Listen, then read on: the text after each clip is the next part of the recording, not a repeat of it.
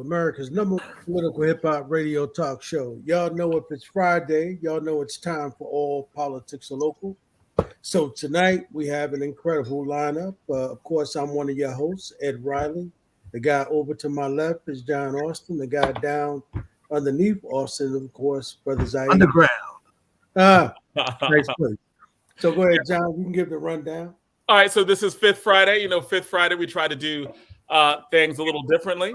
We try to get some guests on to have some conversations that we normally might not have. So to run it down quickly, at 6 o'clock, we are honored to have Keesha Eure. She's the director of the Office of Violence Prevention in Newark, New Jersey, and Jamila Hodge, who's executive director of Equal Justice USA, to discuss her recent article in The Nation magazine talking about Newark and the public health approach to violence prevention. That's going to be a great conversation. We've been talking to Keesha Eure for years in terms of the work that she and Newark and that whole ecosystem that Zayid, that the street team has done and continues to do. So we are really looking forward to getting into that conversation about policing and the future of policing and public safety and public health in Newark. At 7 o'clock, we're going to talk about MLK and the movements toward the end of his life with Seton Hall professor Forrest Pritchett, and we'll always love when he comes on for these conversations as well.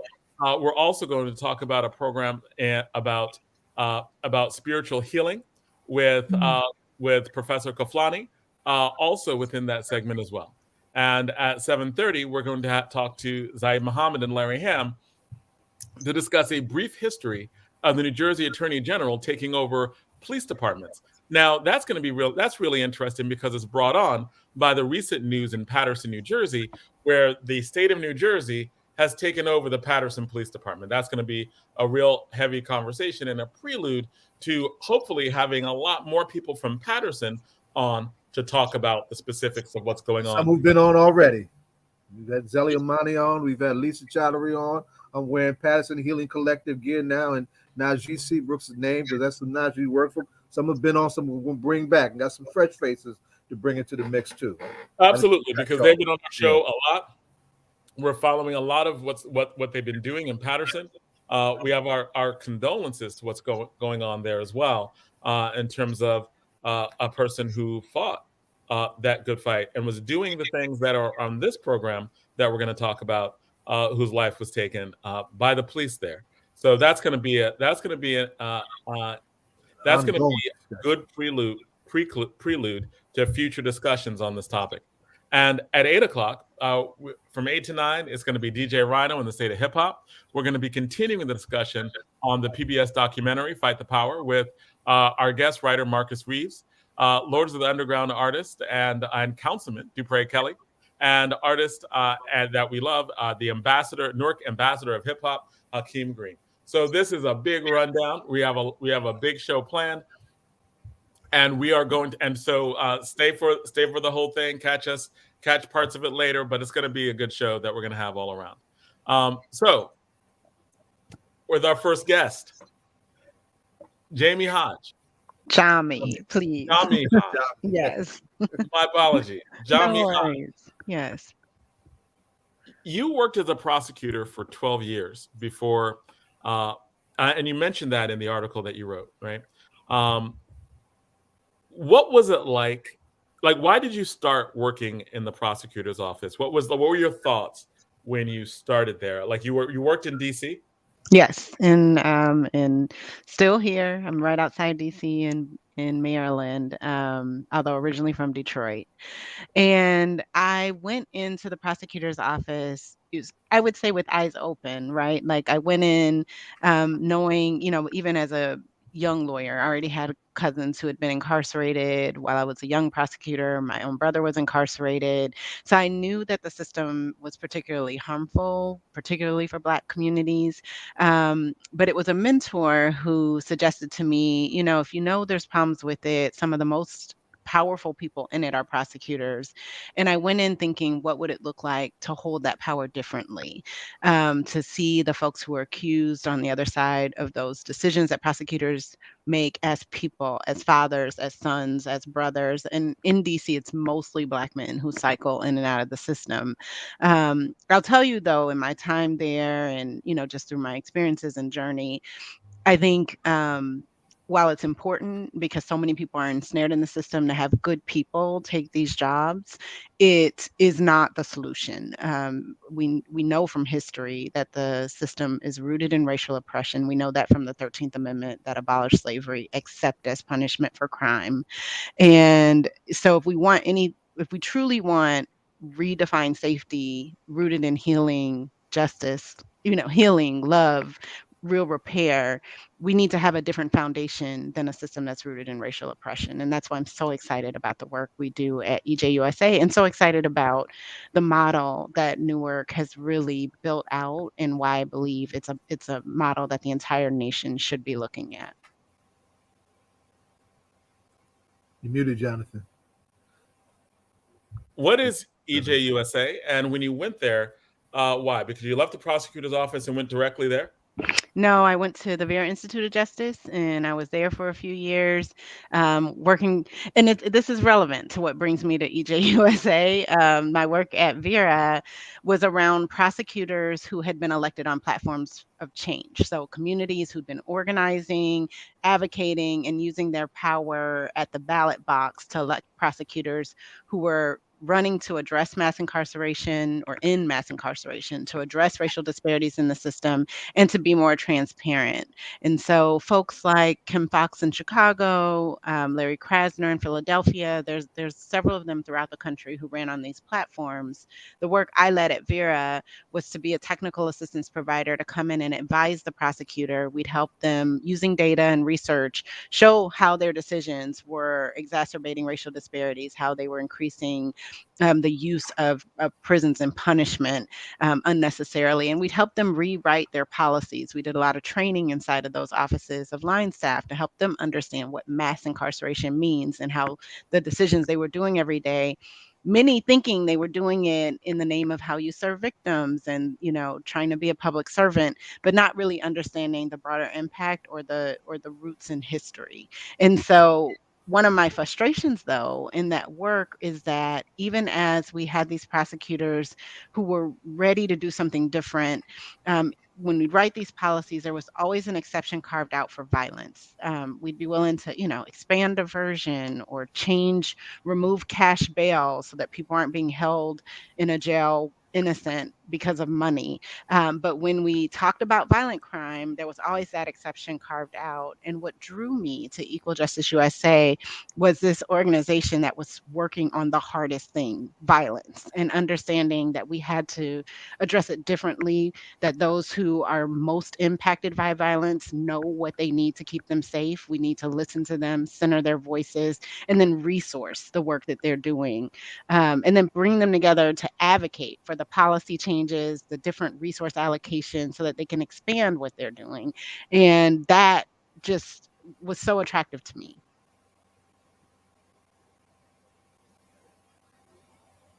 It's interesting because you're saying that it is there. You didn't want, and I think this goes to the larger conversation. You said that when you were working for the Vera Institute, people would say the prosecutors would want to carve out exceptions for violence. Meaning not do the positive change, right? Except, so, when I diversion, and I throw these words around and I probably should describe what I mean. Diversion is when a prosecutor says, instead of charging you, it is clear to me that you did this assault because of a mental health issue. And so instead of charging you and trying to get some type of sentence, I'm going to connect you to mental health services. And so that's often called diversion. The problem is that in those kinds of solutions, which prosecutors have the power to do, they often would not be willing to do anything different for violence. And so with violence, all they did was the traditional thing, which is investigate, prove the case, and punish, seek some type of incarceral sentence. And that's what I mean by carving out, willing to change, see that the system is harmful, except when it comes to violence.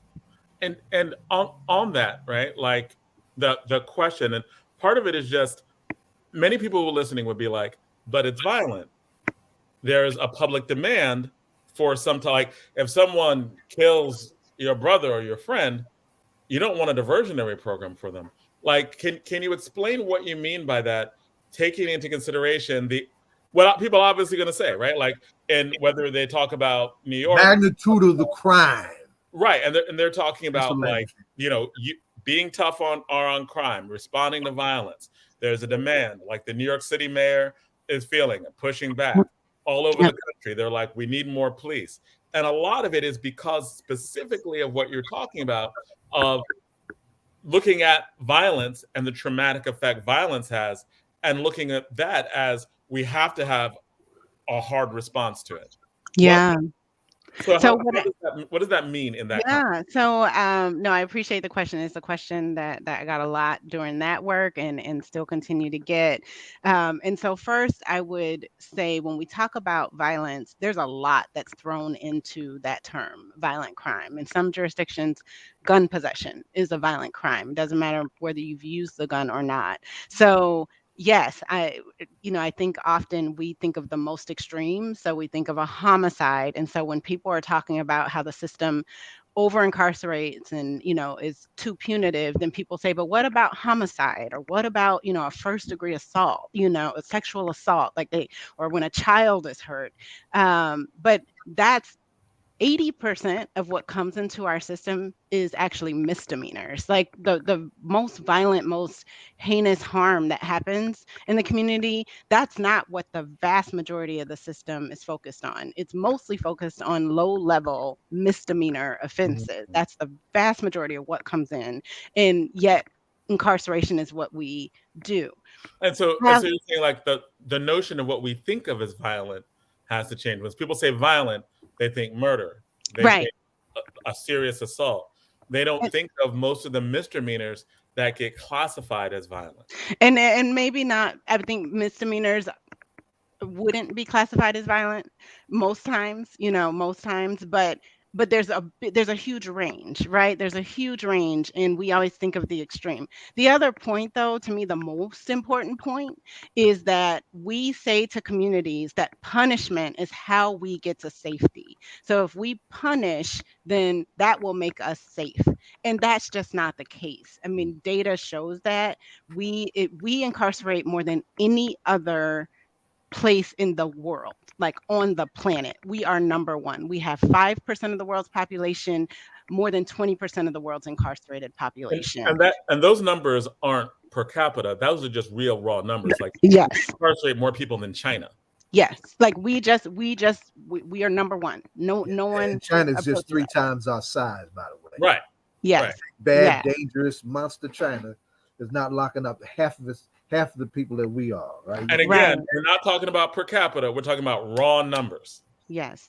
And so the thing is, the problem is we focus so much, and this isn't cheap, right? We spend all this money on incarceration and punishment in the name of safety. It actually doesn't make us safer. In fact, what it does is it exacerbates the drivers of violence so that it makes us less safe. We know the statistics for children who lose a parent to incarceration, all the things and barriers and sort of the likelihood that they themselves will be involved in the system.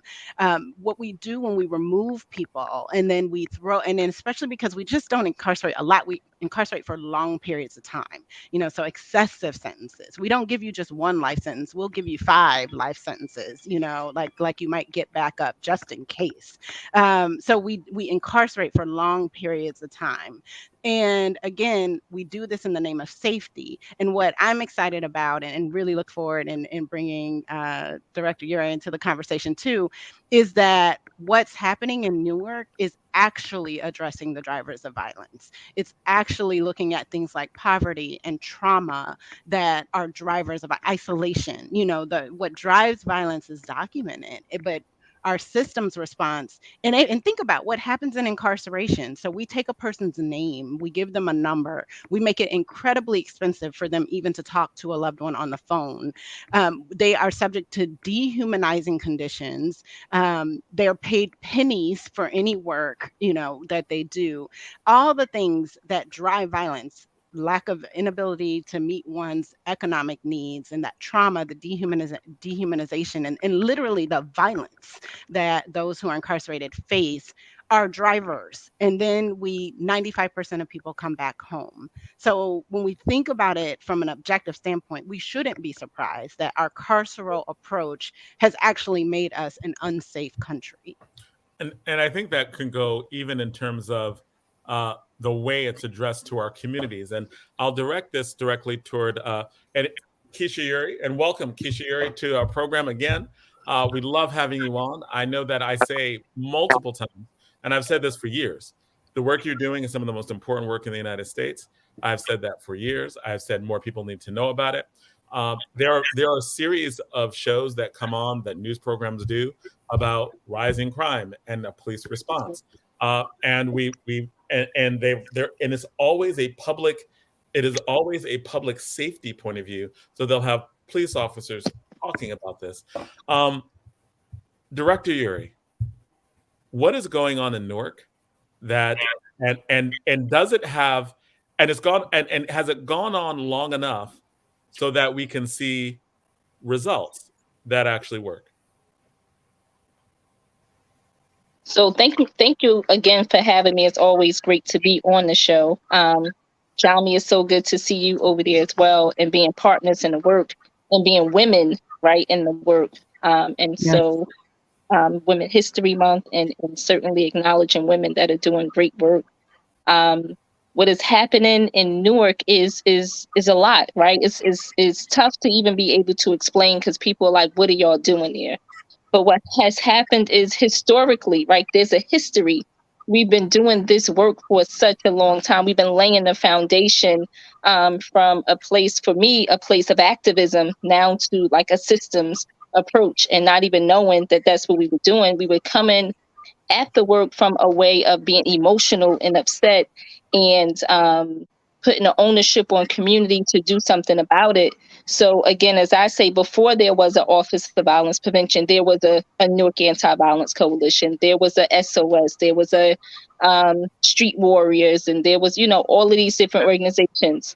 And to break this down, you're talking about before you even worked for City Hall, right? Before Ras Barak was elected, you were a part of a group of community activists in the Newark Anti-Violence Coalition. And these are just citizens, right? People who just came out and responded to the violence within our communities. Is that a fair characterization? Absolutely, because there wasn't enough outrage happening in the community, because people were getting shot, stabbed, robbed, carjacked, different things were happening, and there was no outrage. It was starting to become business as usual. And so there were, a group of people who decided to go out into the community and be very proactive and confrontational, right? And take an approach, what we call social justice now, right? But then we were, really in the face of this violence, addressing it and creating awareness and letting the people know that we have to do something about this. We have to be at the center of this. And it's not a law enforcement problem. The safety of our communities belong to us as community. We can't rely on anyone else to police our communities. And that's where it truly started, because we had demands, and we would go out into the community week after week and spread a message wherever anyone was hurt in the community. And we had demands around wanting to have input as to who the public safety director is. We wanted to have input as to what's happening in the education systems, what's happening in the employment systems. We wanted Newarkers to be able to be employed and have jobs. We wanted the Amistad implemented into our community, into our schools. We wanted the Bloods and the Crips to put their guns down. And so Bloods and Crips are equivalent now to neighborhood, groups now in the different neighborhoods. And we wanted violence declared a public health issue. And so we had clear demands. Now, 155 straight weeks of shutting down streets in the name of peace in the streets. We didn't care who we interrupted, who we inconvenienced. We were particularly concerned about wealthy entities coming into this community, making enormous amounts of wealth, should be natural stakeholders in addressing this whole thing, being totally indifferent. We didn't care who we upset. We changed the paradigm about and gave death to the white media lie, which said that all black people they get all upset when the police do something, but they don't do nothing about what their own stuff they do to each other. We put that white lie to bed. So just on that, right? And I think this has really been interesting because you're saying the origin, the inception of a public health response to violence is simply communities on a grassroots level saying violence is bad, it's not a police problem, and literally saying and proving, right, that it's a public health problem that spawns education, employment, that here are these other things that make violence spread. Can you talk to some, just at a basic level, what is your theory of violence and how did you see that practically acted?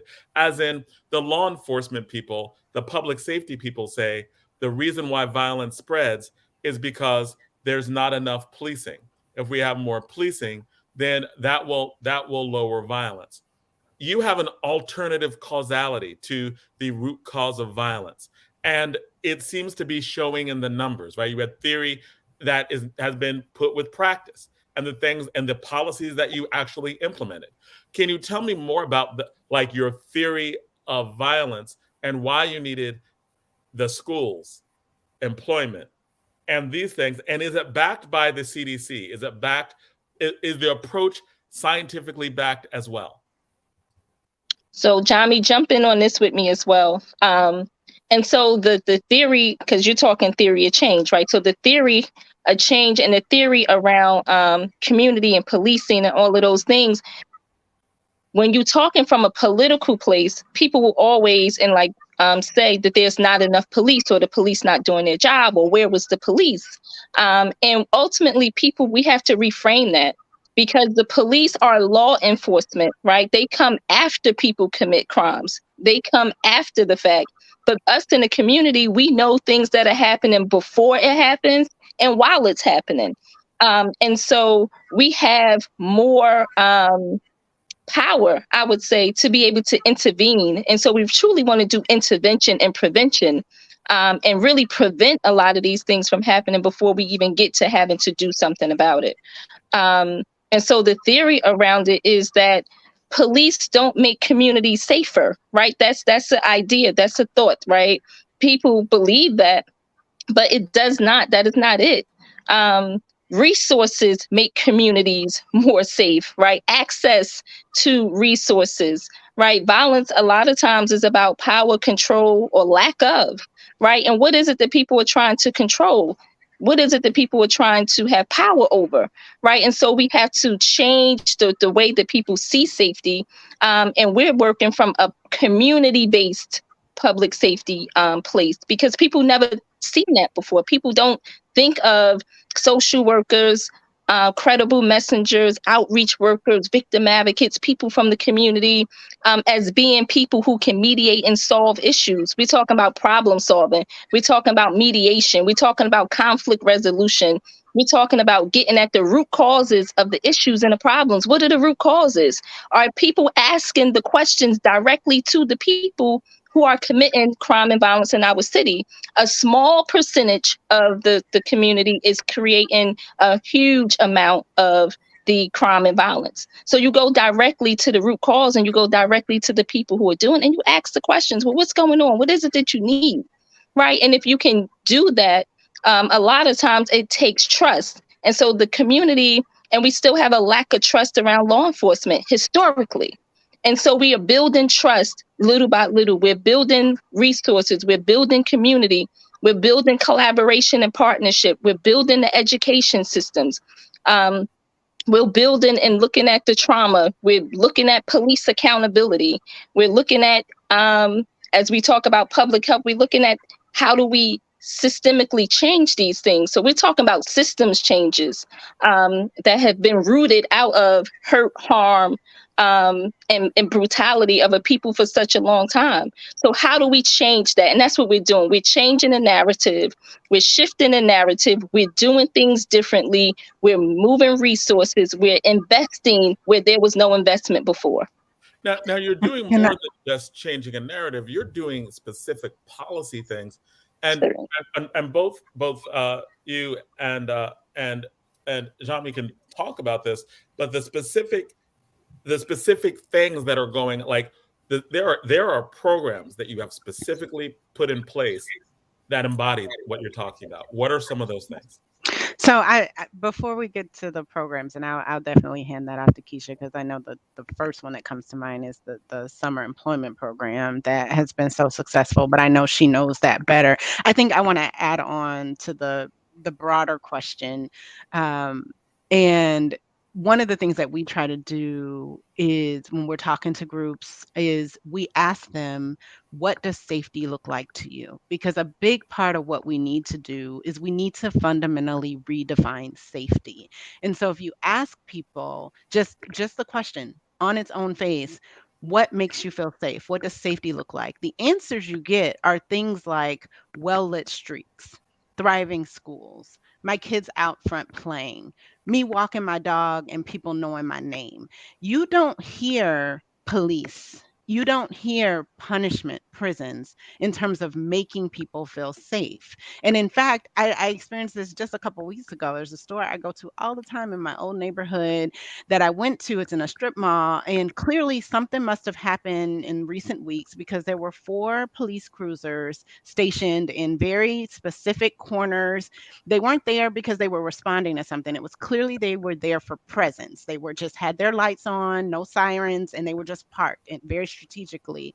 And I thought something must have happened in recent weeks, but their presence made me feel like, oh, wow, maybe I shouldn't be coming over here anymore. Like it didn't make me feel safe seeing cars and lights. And, what makes me feel safe are those other things. So part of what we need to do is fundamentally redefine. When we say we want safety, so often what that means, especially in political or in mainstream media, it means, oh, you need more police. No, actually, it means we need schools that are funded. We need neighborhoods where there are green spaces. We need lights to be working in neighborhoods. And many of those things, even just having well-lit working street lights, have been shown to have a huge deterrent effect on crime. But that just, unfortunately, it is hard to move away from the status quo. And the status quo for so long has been, oh, crimes increase, more police. Oh, there's an incident that happened, let's flood it with police in that neighborhood. And that actually is not, as Keesha said, they come after the fact. That's not what actually makes us safe.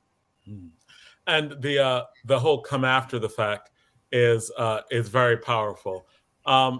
Director Eure, again, what you're doing is theoretical. It was initially theoretical in nature, but it is very, very practical, rooted, grounded.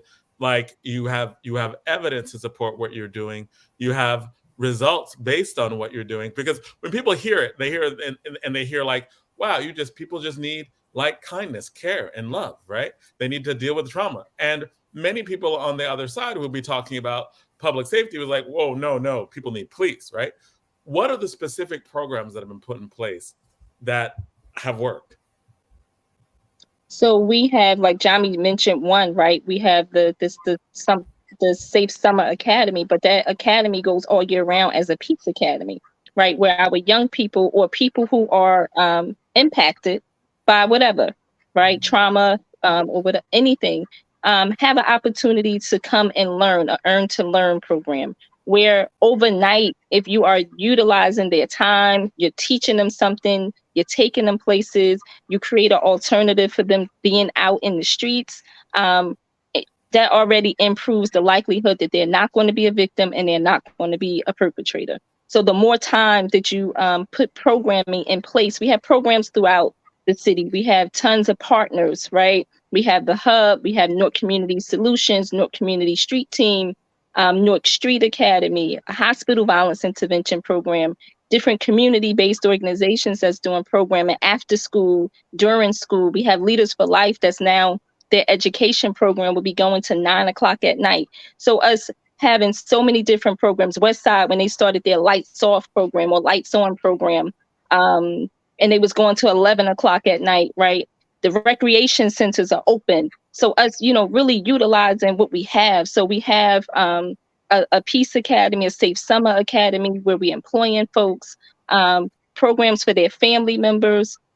We have my Office of Wellbeing is all social workers. So I have social workers in each police precinct, so that people could come in and get support and help. And then I have posters in every police precinct that says social workers available upon request. So sometimes people, when they come to the police stations, they don't always need, sometimes they just want to file a report, but after they file a report, then what? Who else helps them? How else do they get resources, right? So us expanding resources to people and information. A lot of people don't have the information, don't know what to do. So we're expanding into every ward of the city, into every police department. We're in the schools. We have school-based programs. Newark Community Street Team is outside the schools for safe passage. Programs able to go inside the schools to be able to help foster programming inside the schools, bringing institutions to the table. We have a focus deterrence program where we have individuals that we know are justice involved or are impacted, and we're going directly to them to ask them, what is it that you need? How can we help you with jobs, employment? Because we know that poverty is an issue. And we know that homelessness is an issue. Housing is a crisis nationally, helping people to relocate and helping them find housing that's affordable. Being able to help them get any of the resources, food, clothing, shelter, transportation, information, and most of those things help them to create their safety in that when they have a safe haven. So we have safe havens throughout the city that people that they can go to. We are doing safe surrender program, right? Where we have people who may have an open warrant or charge or something like that. And instead of allowing law enforcement to go kick their doors in and put their mothers and their grandmothers in handcuffs and have their little brothers, sisters, and siblings see all of this, we do it in a safe way, where we are partnering with our community organizations and our faith-based organizations to have a place to be able to surrender them safely. And it is led by the community first, that they don't get to have all of the say-so, but we are not traumatizing people, right? So the trauma... And I was going to say, even in safe surrender, especially when talking about weapons, that doesn't always mean like arrest. That means like surrendering weapons or surrendering, or like there are other things involved other than incarceration in those situations as well. Right. So, and help people and partner with the court systems to be able to help get warrants lifted, right? Because sometimes they may be child support, it may be traffic tickets, it may be something that's old, that's in assistance, but just helping people, because a lot of times these places are not answering the phones for them to resolve their issues. A lot of the courts are still not open to the public, all of those kinds of things. Really having advocacy happening for people so that they can be able to remove the barriers, right? Reentry support. So there's sometimes people are arrested or they have warrants based on issues involving poverty. Mm-hmm. Yes, most times. Lots of time. Yeah. And so what it seems like what you're saying is that a lot of the reasons for both violent and nonviolent incarceration is poverty. And it seems like, and the things that come from that, yeah. Right? And the trauma that comes from that, or the lack of resources that come from that. And when in the article in The Nation that we were talking about, there's a talk of an ecosystem that's in Newark. And that seems to be what you're talking about, Director Eure, in terms of an ecosystem of care. I mean, is that like a way to characterize it, an ecosystem that is trying to deal with issues of violence through care and being humane? Right. I mean, I'm going to jump in here just because I think ecosystem is it's jargony. It's sometimes it throws people off. But essentially, just in that brief example, how many organizations did Director Eure name? Like this work is big work. It can't live in one place. Right. There's so many facets for it. So you need like lots of hands on deck.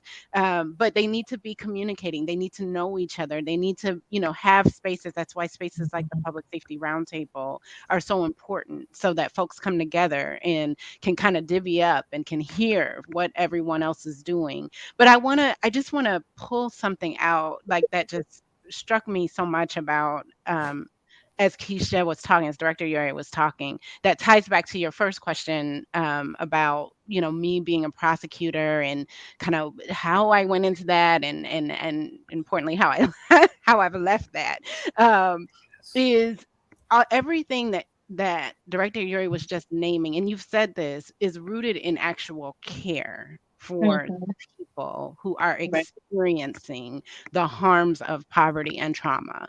And that is what makes a community-based response so different Right. than a system response. And this is why the lens of history is so important. The racial disparities that we see in who's incarcerated, who's even just beginning with a search, a stop by a police officer, a search by a police officer, there's racial disparities, at every single point of discretion. But that's it's because the system was set up essentially to control the formerly enslaved. That's why, knowing that the 13th Amendment abolished slavery except as punishment for crime, it's why Brian Stevenson says slavery wasn't abolished. It just evolved into mass incarceration. So when we understand that lens of history, then it helps us understand, oh, the, you never saw us as human in the first place. So Mhm. there's no care. It was all about control and oppress through the system. That's why our jails and prisons are so awful. Like, the experience of anyone who spends any time in them is so dehumanizing, so Mhm. traumatic, because it was never built out of any kind of care for the people who would interact with the system. Incarceration lives in other countries very differently than it lives in the United States. So that, to me, is really one of the key reasons why the answers don't lie in the system, and why we have to resource and build out our community-based responses. Mhm. And you And and can I say something, Jonathan? yes, of course. Can you?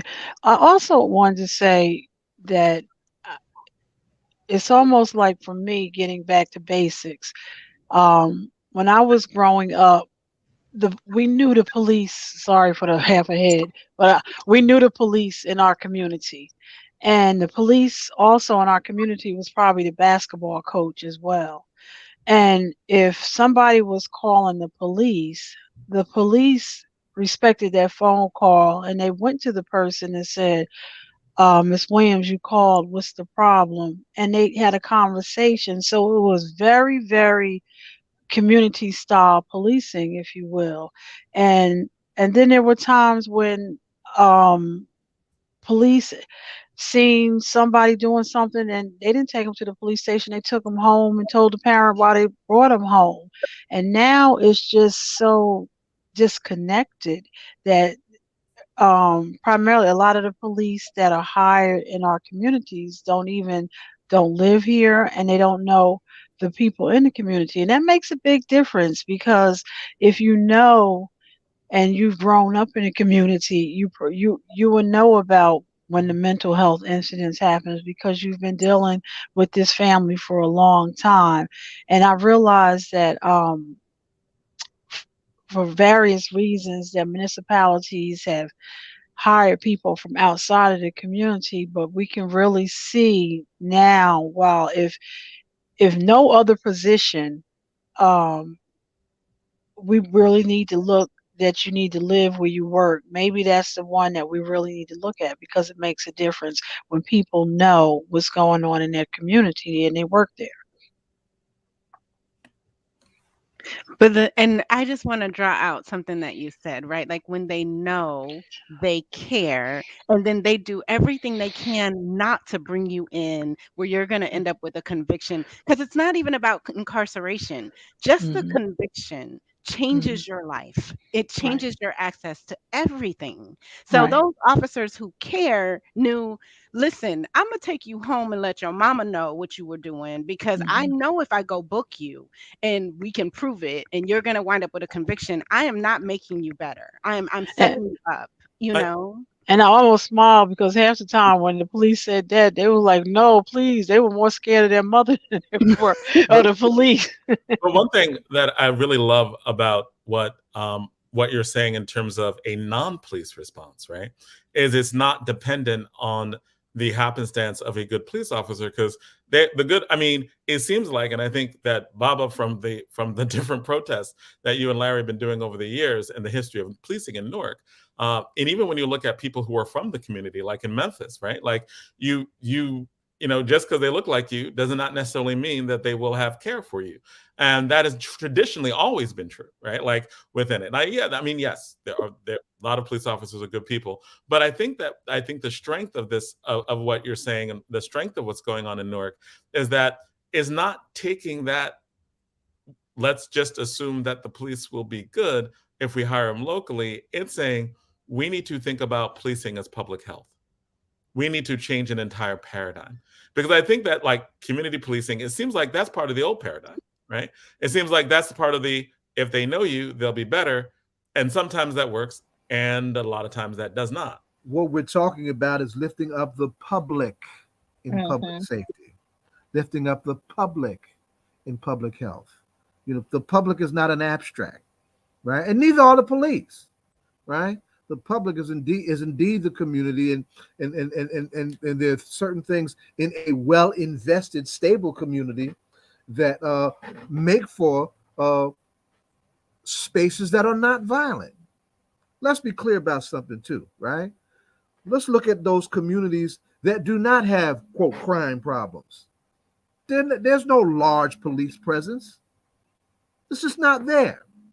What is there is the natural and normal, humane, human-centered investment in basic public institutions and support at some basic quality of life that are necessary prerequisites for communities that can live in peace and live without violence. So in other words, We see over there where they ain't got the police and they got the green parks, they got good schools. We want that over here. so you're saying, like, Melbourne doesn't have a high police presence. That's not why it's safe. That's not why other communities that, you know, you might pass through you don't see a big police present, right, in Basking Ridge, but it's safe because it has those things that many of our communities do not have. And is that what you find? And that is really what you find in terms of the various programs. And I guess maybe more specifically, there were a lot of programs that were mentioned, right? Like Director Eure, like you rattled off like at least 10, right? Different things, because a lot of things are going on. There, like, I remember when there was. I just remember having brief conversations about how many different things are under the Office of Violence Prevention, right? Everything from the Shawnee Center to there were some other things that you talked about. Can you talk about just 3 of them, right? Can you talk about what the street team does? Can you talk? There's an organization that gets community groups and everyone together. I'm not sure what that is. I know that there's a, because there's so many, right? Can you just talk about 3 of them that are the most powerful and what they do, so that the public has an understanding? Because the programs are plentiful, but many people, I think, still, when they hear the programs, they don't know what they do, right? They don't know what the street team does. They don't know what there are some other programs that you mentioned that they don't know specifically. How do they very, very specifically lower violence? Because violent crimes in Newark apparently are down lower than they've been in 60 years. Right. Yep. That is the statistic. That is the data. So ultimately, under the Office of Violence Prevention, the Office of Violence Prevention truly is the clearinghouse for community-based organizations to be able to make sure they get resources and funding, and us doing the work from a public health place. What you're asking about is the Brick City Peace Collective. So the Brick City Peace Collective is a wing of the Office of Violence Prevention that is for the collaboration, partnership, and accountability. So we have tons of organizations in our community who do a lot of great work, but where is the accountability, right? Which is also talked about. Jami said the Public Safety Roundtable, where they, come and report out what they're doing. But the Brick City Peace Collective is that collaboration and partnership wing where they come together to talk. They come together to talk about what's going well, what's not going well, how to strategize. And it's a data-informed approach, right? Where we look at the data to see what is it that we need and who are the people that can make that happen for us. So under the Brick City Peace Collective, the executive director is Kalisha Wingfield Hill, but we have great people under it. Dawn Haynes, Sharifa Menhotep, right? Josiah Paul. So we have people who the community already know for a long time that's doing that work. And under the Brick City Peace Collective, we have about 18 to 20 organizations that come together to work together. And so two of the mayor's initiatives is the Newark Street Academy, which is an education-based program for youth that are disengaged, right? We know in the wake of COVID, we had over 4,000 to 5,000 students, right, that didn't return back to school, that's not engaged in school, right? So if they're not engaged in school, then what are they engaged in, right? And 9 times out of 10, it may be, them being involved in criminal activities, right? But if we are engaging them and that we give them a place to go, the Street Academy helps them get their diploma, helps them get their education. They have a knowledge of self class. They teach them about who they are, right? And one of our things was with Amistad, if you know who you are and you love who you are, you're less likely to commit crime and violence against people who look like you when you know the history and you love yourself, right? So that educational piece. The Street Academy is an alternative education program because we know everyone is not built for traditional education. And so the Newark Street Academy has been around for the last, I want to say 8 years or so, but a great program for disengaged youth who've been exposed to trauma. And so when I talk to some of those young people, and they're amazing, they'll tell you why they dropped out of school. Because my brother got shot, because my girlfriend got pregnant, because my mother was getting high, because my father went to jail and I had to take care of things, because my grandmother couldn't take care of all of us, right? Social issues, family issues, traumatic issues, real life issues that go unresolved and no one gets to the root cause. And then we have Newark Community Street Team is a mayor's initiative as well. They do safe passage work in the schools. Several schools around the cities, charter and public, where they are making sure that our youth can get to school safe, but in that outside of the safe passageways in the neighborhoods where fights are taking place and different things are happening, they're seeing the patterns and we're starting to be able to get in front of the issues versus waiting for them being reactionary, right? Trying to be more proactive. And so they have the safe passage program. They have high-risk intervention program where they're intervening and mediating some of the beefs and things that are happening in the neighborhoods or any conflicts that are happening to be able to go and talk to the people who are involved and do conflict resolution and problem solving and mediations right in the community. And that high-risk intervention work is huge work. Jami talked about the Public Safety Roundtable that they do. They have a trauma recovery center as well, where they're helping people who've experienced trauma and they help them get resources, victims of crime compensation, applications, food, clothing, shelter, employment. So those resources, so they're doing victim services and giving resources. Those are two of the mayor's initiatives that's in it, but then the hub is one of the ones that we love, right? The hub is youth-based. And they are located at 135 Prince Street, where they get a lot of the justice-involved youth, but they have a trauma recovery, arts and trauma center, right? They have a music studio. Most of these youth and children want to be rappers, right? But so they allow them space to be able to express themselves. They do groups, circles, healing circles. They talk about my thoughts out loud and allow the youth to talk about some of the things they're experiencing amongst themselves with peer support. And so they have, several different programs under the hub, but that arts and trauma and their trauma recovery piece. They have social workers, they have outreach workers, they have a high risk intervention team as well for the youth to be able to mediate among the youth versus adults showing up trying to mediate some of the conflicts in the neighborhoods.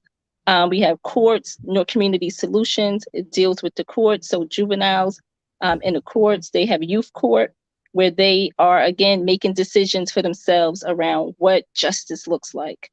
Our hospital violence intervention program, if a person gets hurt or injured and they go to University Hospital, they just opened one too in Beth Israel Hospital. They get a person assigned to them at bedside to help them advocate for themselves and navigate the systems.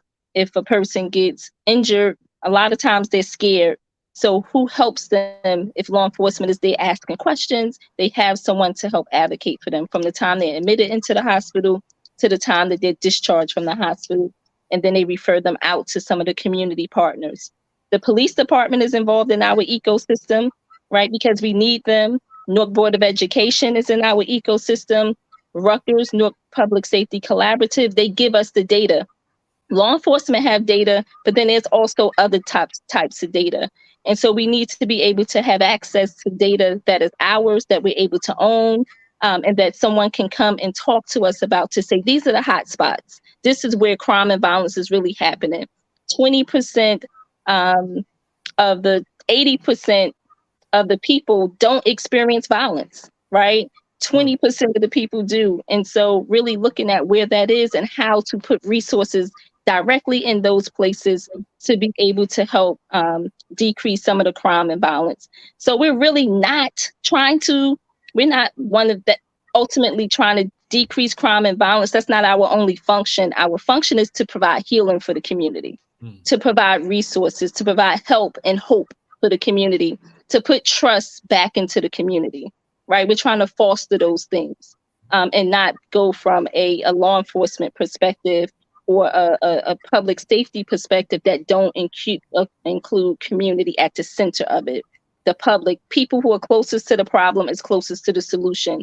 So when you send people in who look like us, then people know us, then we can have a place of some resolve and de-escalation. Once you get there and the people know you, they trust you, and you're saying, let me handle it. I got it.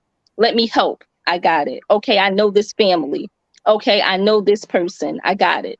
Which is very different than someone showing up and people don't know who the people are. Now, along those lines, right? John, I want to ask a question, and particularly I want to ask this of both Jama and Keesha. Do y'all remember?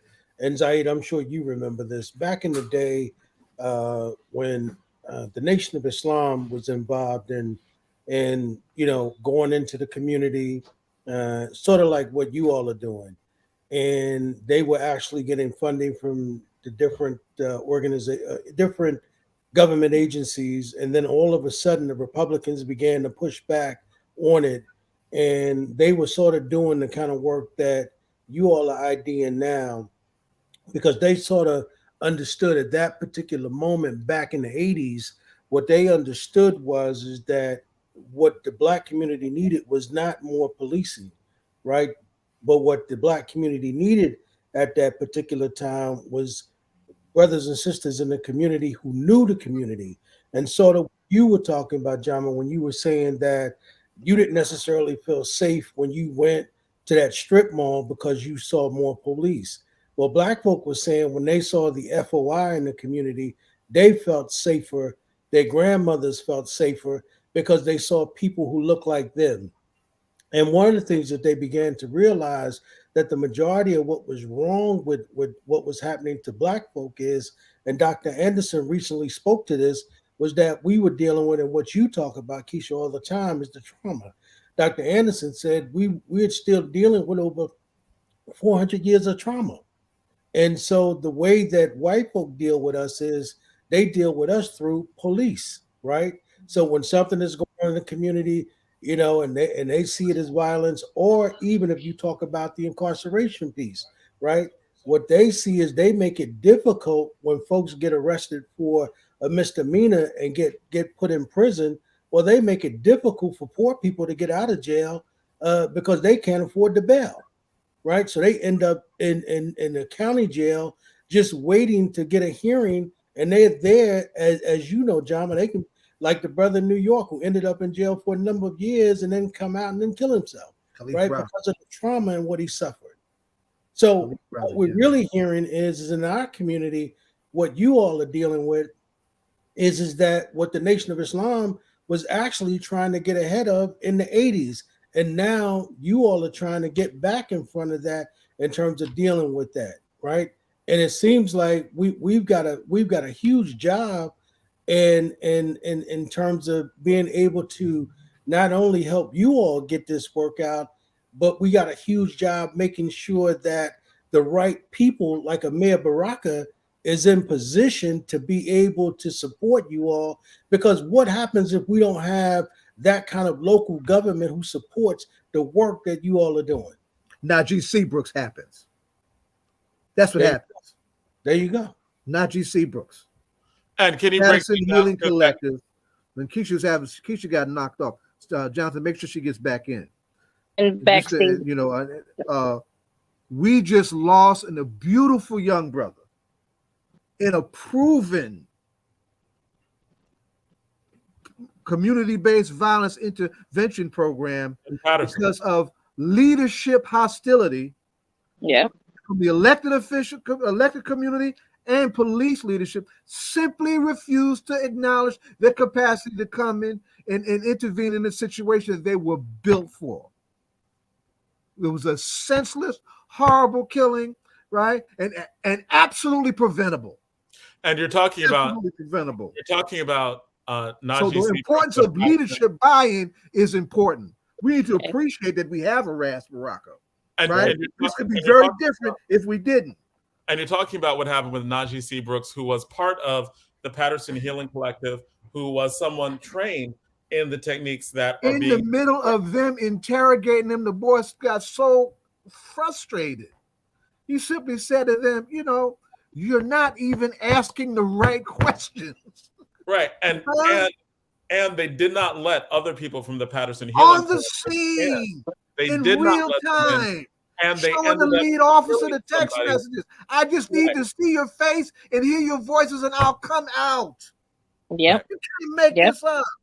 Yeah, and the police refused to let people who they had worked with, who were proven to have worked in violence reduction and violence prevention, refused to let them intervene, and they ended up killing someone who worked with them, who helped keep police officers safe.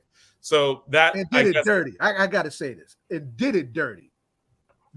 I had to make myself look at that tape because of the stuff that I'm dealing with in my own head, right? You know, ain't nothing more sensitive to a person of African descent than their mama.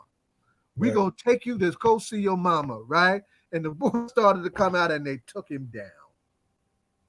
Wow. I'm not making this up. The videotape is there. And Zayid, again, that is absolutely why local politics matters. Yes, this is all politics are local. Absolutely. And the type of mayor we get, right? You don't get a Baraka. You don't get a Keesha Eure. You don't get a Jamila. We don't get y'all unless we got that kind of leadership, right? Right. And that leadership is very key. And I have to say this because the mayor provides cover for me to be able to go and do the work that I do. In terms of saying this is what we want, and I know the mission, and so because I know the mission and the vision, then I'm able to do it. And so after the situation happened with Najee Seabrooks, I got a call for a person who was suicidal, and I called the mayor and I said, I got a suicide call. I'm gonna call the police chief, and I'm going to, dispatch EMS. I need to make sure they understand to stand down until I get there. Yep. And so he said, all right. And so I called them. They said, we're going to stand by until you get there. The person who called, the woman was her friend. I said, she gets there first. I arrive second. Y'all stand by. And they allowed me to do that and allowed the woman to go and talk to the friend. I went in and we were able to bring the woman out. We got into EMS and got her to the hospital. Right. And that's what you need, right?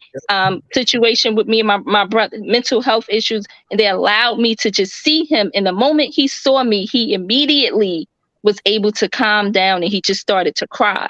Right. So when they see people that they know, when they see people that provide safety for them, that world is all right. When I see Baba Zayid, my world is all right because I know I'm okay. So we got to have that with people, that when they see people that they love and that they know and that's a familiar face, it is safety for them. And law enforcement have to respect that. And one of the law enforcement officers said to me the other day, he said, I was so happy he was on the scene and a guy had tweaked out from smoking some bad drugs. And he was out there naked. And he said he was so happy that somebody from the street team showed up. And I was on the video and I was telling them what to do, what not to do, and to just stand down. We got it. When the person came out, because sometimes you just got to let time happen. It took an hour or 2 hours. But when he came out of the high, he thanked the officer for saying, he said, I'm glad that trauma to trust worked for y'all, that y'all went to the training. He said, because I went to the training. He said, thank you for letting somebody else handle it. Because when I saw you, I immediately escalated more. When I saw the uniform, it triggered me more. And he was able to say that to the officer. Thank you for letting one of the community street team members, or one of the Westward victim was my team, WWVO at the time, for letting them handle the situation. And they got to be able to be okay with that. We're partners in the work. There's no, you or me or power and control. We're partners to save this person's life. Strategy, yes. We're partners in this work. And they got to be able to trust that we're trained enough and that we know what we're doing. And that's what needs to happen. And I get that if a person has a weapon and all those things, they can secure the scene. They can extract the person. All of those things, but we don't have to shoot and kill people. That does not have to be our first response. And Newark is doing an amazing job at that. They had a job today where someone shot at one of the officers. They chased them down and brought them in, right? When 2 police officers got shot, they waited it out, did a strategy, brought the person in safe.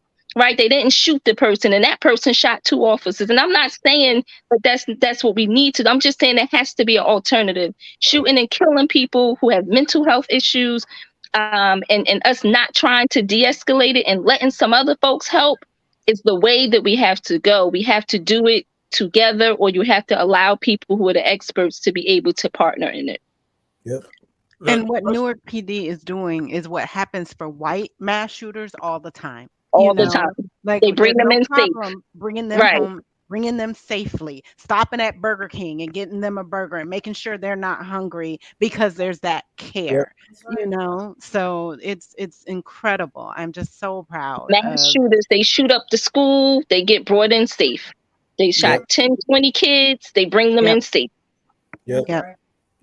I think what you all are speaking to is what Tamika, was really saying when she was saying defund the police. And it encompasses all of this stuff that you all are talking about. Being able to take the funds and put them in the place of being able to do the kind of work that is needed in our community, right? But Ed, dig this. He was trying to do that when he was a principal, when he talked about community schools, right? Right. Taking a look at, what did the kids need? Why were they failing?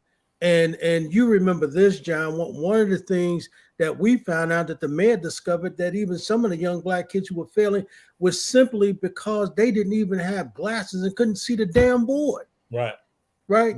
And that's all it took was for somebody in our community who had enough level of compassion for these young people, like we do. And John, for the most part in the judicial system, and particularly in the court system, these young people going to court, they have no damn idea what they up against when they walk in there. And they talking as stupid as they can talk. And the people who are there are not there to help them. They're not there to help them. And this is why at the end of the day, this kind of work that you all are doing, right, has to be done on a very local level, because the people nationally, all they want to do is lock young Black people up. And when you talk about Keesha, when you say that the people who are committing a crime is only 20%, well, that's real talk. but we've got to be able to reach that 20%. And the people that can reach the 20% is us. It's not them, right?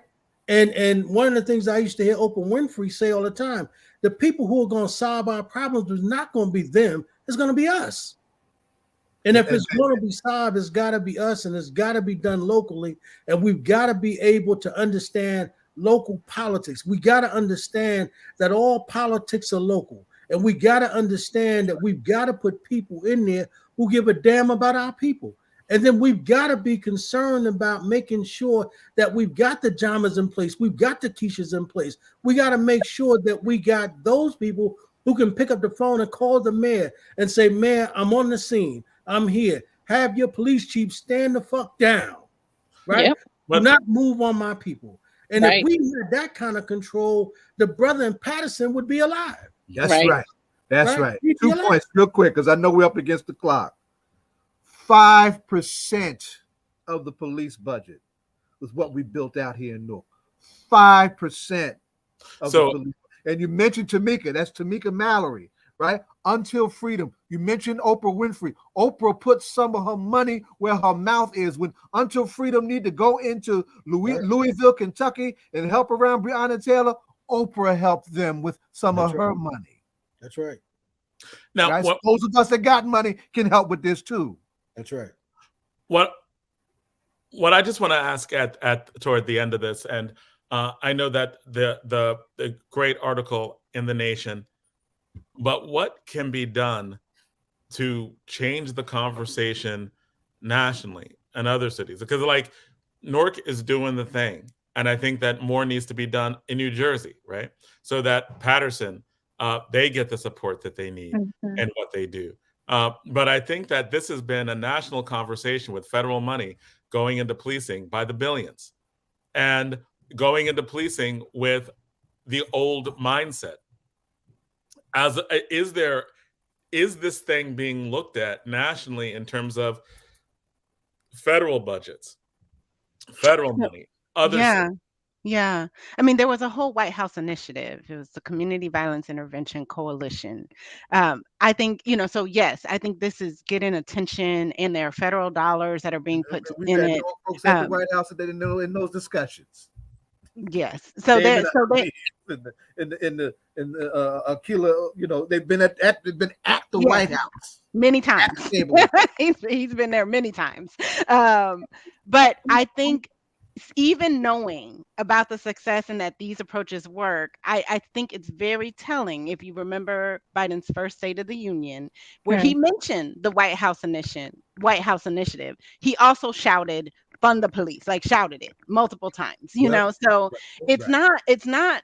I do think for a lot of people in the country, they still don't even know that there's something else we can do when violence happens. It's great. I think we're finally, especially having the megaphone of the White House on things like this is helping, but I think we have to keep telling the story. I think that's why that Nation op-ed piece is so important. It's part of what we see our role is at EJUSA, is for the world to know about Newark. There's a website we launched in partnership with the Office of Violence Prevention, Trauma and Recovery, and with the Newark Community Street team, newarksafety.org, that really shines a light on all the pieces of this ecosystem.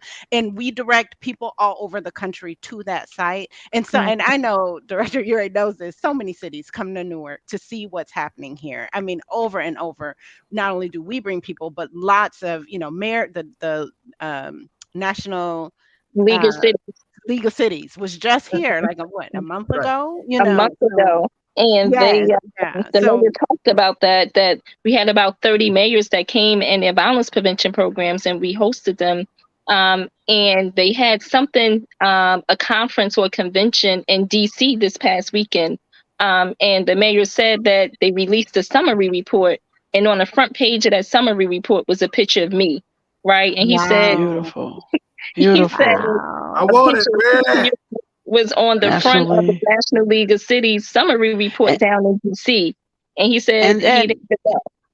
right? Yeah, So we're just to doing know. great work, Go ahead. and people from everywhere are looking at the work, and they want to know what's the secret sauce, and it's relationships, right? Yeah. You got to have the right people in place, and you got to appreciate the people that you have, That's right. Yeah. right? And that piece is important. That appreciation, and acknowledging that folks are doing this work from a place of love. This is a Yeah. personal work, and it can't be a job. It's just not. It's just not a job.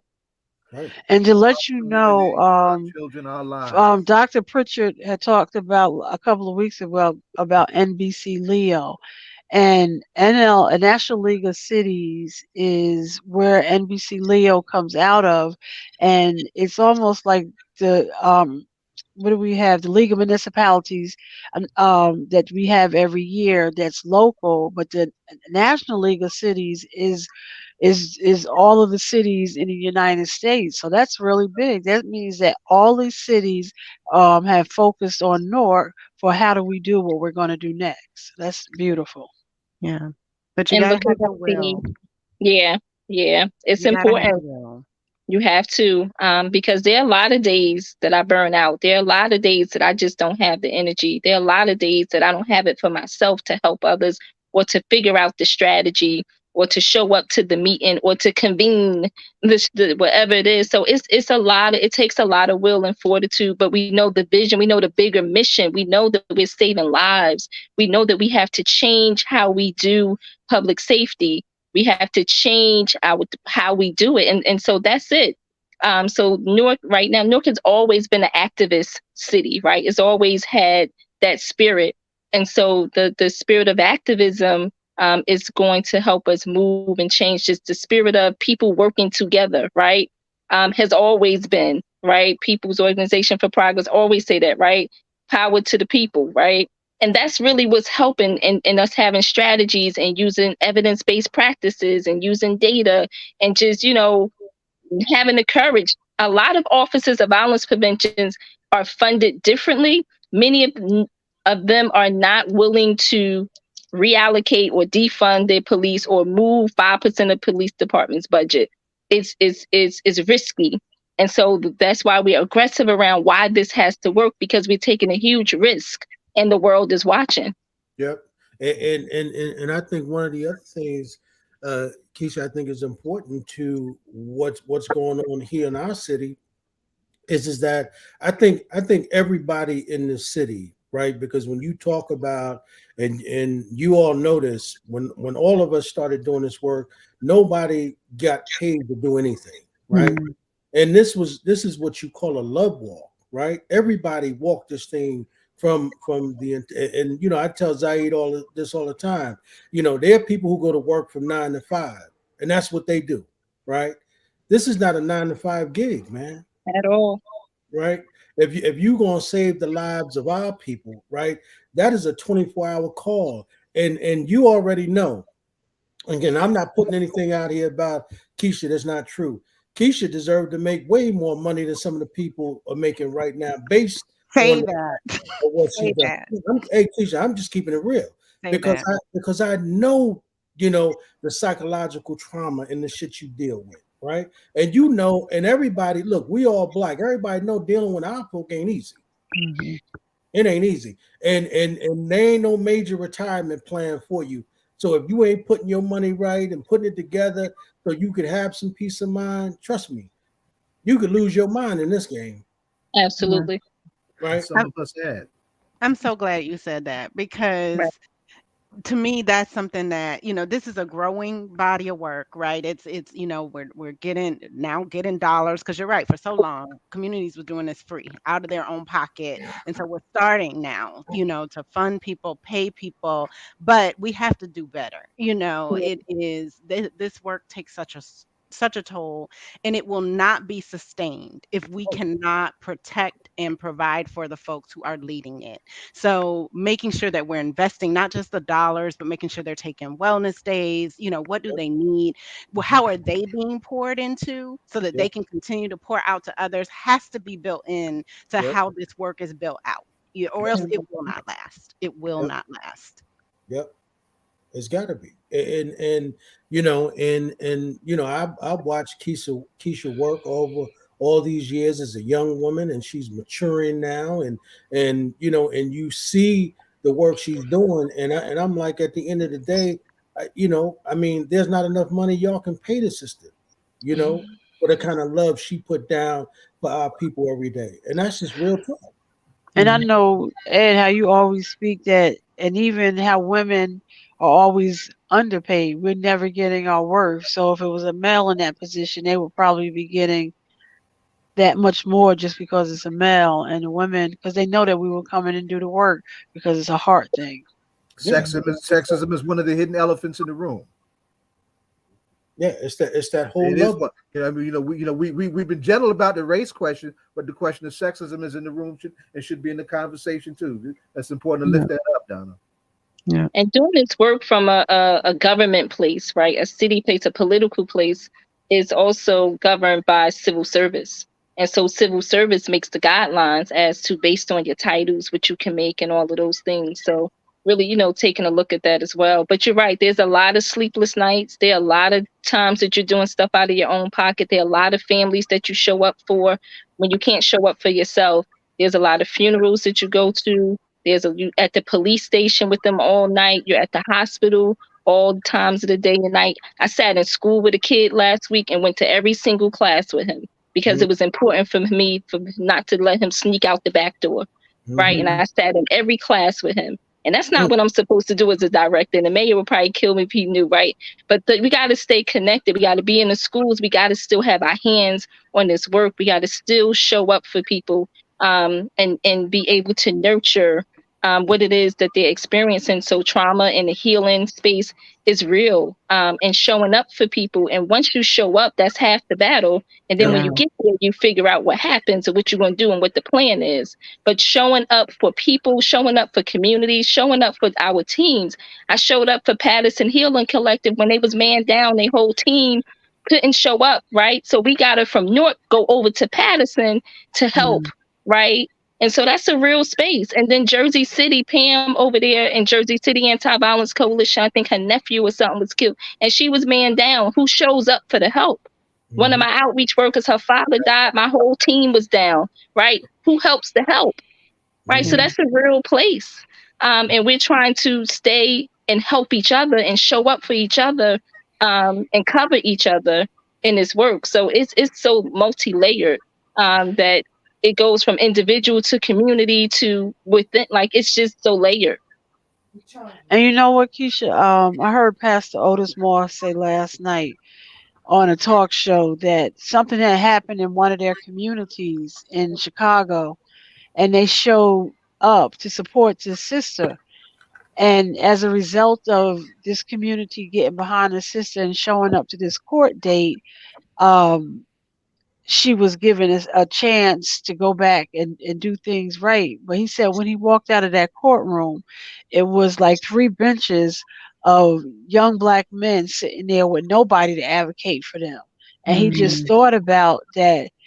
This sister had a good outcome because she had the advocacy, but all of those brothers that he walked past, you know, nobody was there for them. So showing up is very important.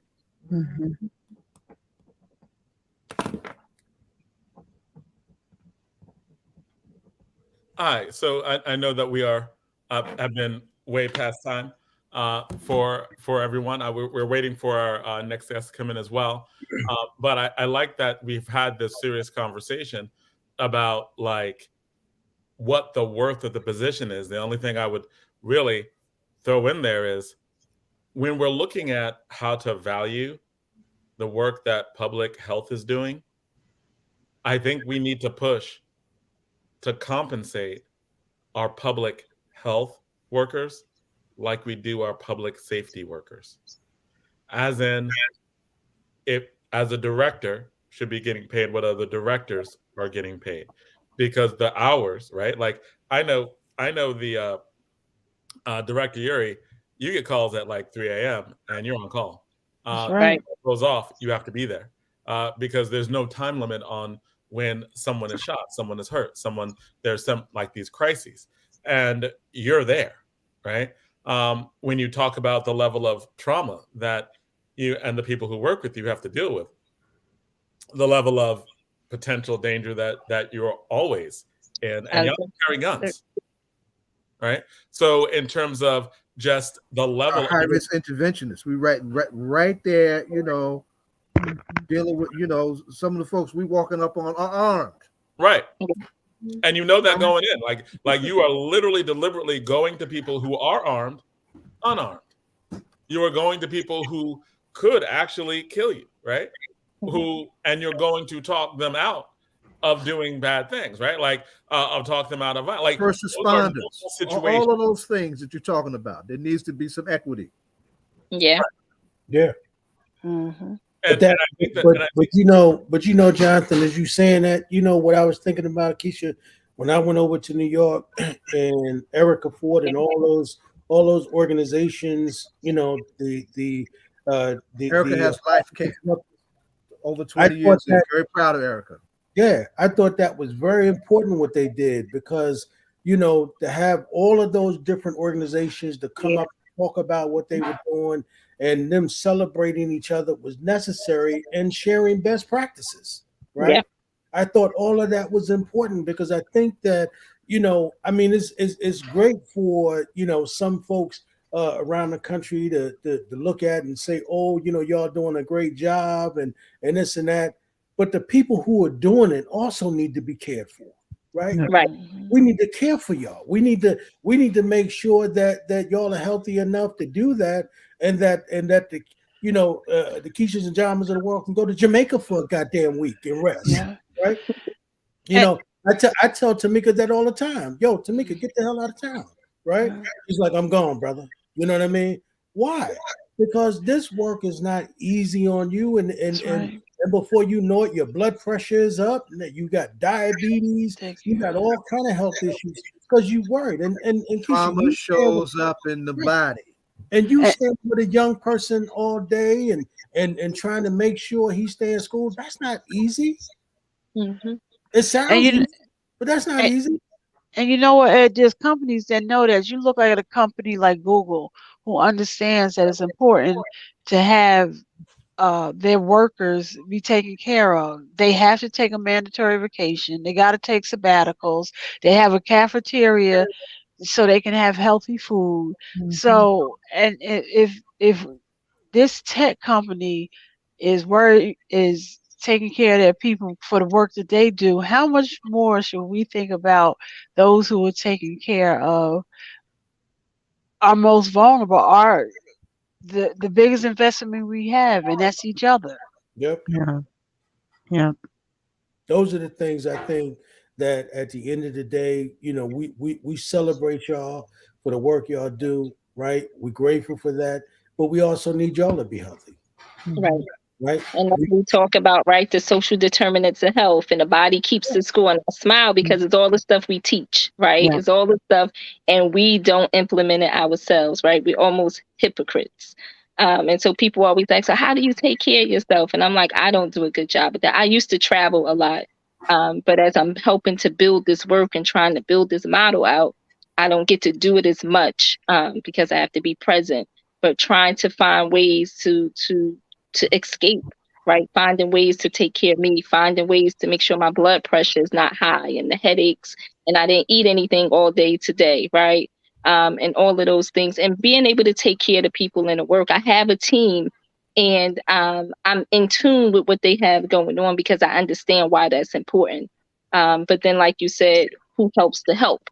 And so putting that into the practice, that needs to be in a strategic plan. I'm launching my strategic plan in April, and that needs to be a part of it, right? I'm going to do that. We are public safety the same way they did it in New York. We're going to do one here and introduce the public safety, community-based public safety people to the community and to law enforcement, because different law enforcement agencies don't know who we are. Once Newark Police Department is not on the scene and the prosecutor's office take over, the FBI or the SWAT team or any of those people, state police, they don't know who we are. They don't even know this model.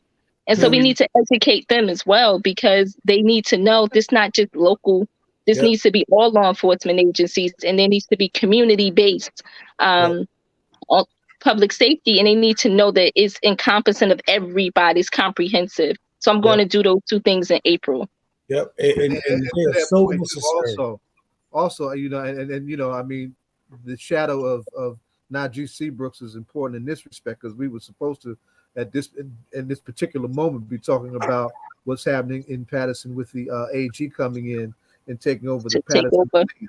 One of the things that, and I have no problems holding that AG accountable in terms of what he hasn't done, right? Because there's some things that had he done up front would also have factored into Najee being alive, like normalizing and fostering the relationships, right, from his vantage point, right? That's something that definitely needs to come out of that takeover, the reconstruction or the construction of that relationship and that kind of space, right? This is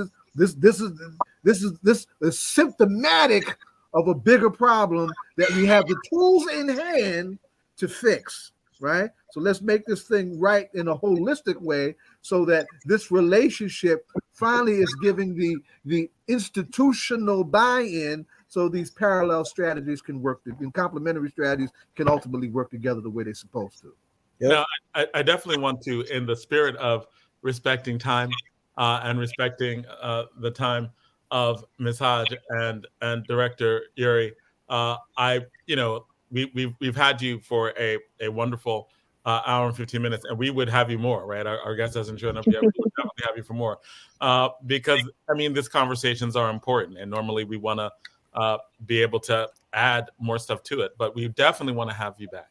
We want to have both of you back, and and Keesha, obviously, we're going to have you back quite often, as you've been here, as she's been here a lot before, and seeing the evolution of this in the last 10 years has just been fascinating, right? Like, just been great. It's really been an honor to be able to have these continuous conversations from the time that, it was just the Newark Anti-Violence Coalition to now, right?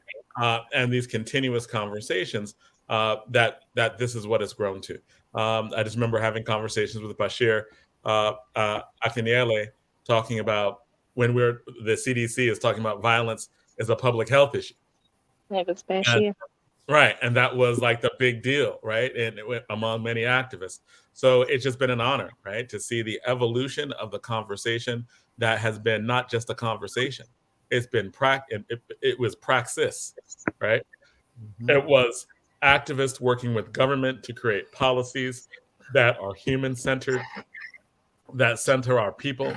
And I think even in that mentality, it's a mindset that I think is transformative for Black and Brown people all over this nation. And what we think about the possibilities of how government can actually work for us and what we need to do in order to make those things happen, and the mentality we have to do to make those things happen. So thank you so much. If we're going to ask you the question, who are you listening to now? Favorite hip hop artist, individual or group, or just who you listening to now? Johnny. We ask it to Johnny because I don't know if Johnny got it. No, actually, that question on the show. I didn't know to come prepared, because I'm telling you right now, it's not so much music as I'm always taking in like podcasts and just information like in this work. So I mean, what I've been listening to is this new podcast that's Khalil Gibran Muhammad, who's Elijah Muhammad's great-grandson, and is an amazing historian, has a podcast with one of his best friends, who's a journalist, and they have on, it's called Some of My Best Friends Are, and they have on these amazing folks who are talking about solutions all over the country. And the one I just listened to earlier this week was about a program in San Francisco that is dealing with houselessness, and through a public health approach. It's hospital based, and they are housing like 20,000 people because of this approach. So I'm anytime I have a free moment, I'm just taking in. Yeah, Khalil's a wonderful young man. And repeat that again. What podcast was that? It's called Some of My Best Friends Are, and just I've probably listened Got to to get him 4. on. I don't think Khalil's been on. No. Huh? I don't think Khalil's been on the show. I'm laying out work for us, John. Yes, he'd be amazing. And it's funny, Yeah, I did not know he was the grandson of Elijah great Muhammad. grandson, I Great think. grandson. Yes. I never knew that. Yep. I was familiar with his work, never knew that connection. Yeah, great grandson of Elijah Muhammad. Yeah, we've done some podcasts together. He's a good. Yeah, he lives right here in South Orange too. That's right. He sure does. Wow. No, John, he has been on when he been on. Yes. Okay. Yeah, he has Really? been on the show. Yeah, he I been must on. not have been on then, because we have No, he wasn't. him in This I'm was a debate a coach. long, We have intimate long debate. time ago. He was on. Tommy, this show is some 14 years old. I've been in with maybe like 3 or 4 years, right? So and we've had some of everybody that's been on the show. Wow. Yeah. Well, I'm We had a grateful to criminal be in justice such a topic 2 years ago. That we would. Wow, that would have been great. Yeah. But we will definitely have him on the show. Yeah, he didn't have the podcast at that point, John. So. No, but he Yeah, wrote some that's books that relatively we used in good. debate. He's a prolific author. Yes. It's a good And one. That's theorist, right. right. He ran to Schomburg. I didn't want him to leave to Schomburg for Yeah, Harvard. he did. Yeah. Well, that's when he came on, John, when he first got the job at the Schomburg. Okay. When was talking about taking over the Schomburg and so forth. And so he'd been on the show. Wow, that was a long time ago. That was like when the show first started. Yeah. Well, but again, we will thank you both for coming on. We will let you go. We will keep your family. We love having you here, but we will respect your time, and we will Keisha's trying to respect say those who do self-care. Director Eure, you did not give yours. It's going to always be the same. It's going to always be Tupac. Probably at this moment, probably me against the world. Black Panther Party, baby. It's going to That's always right. be Tupac. Very relevant in any part of my life. So right now, it's probably me against the world, right? That's my favorite Pac album. Yeah.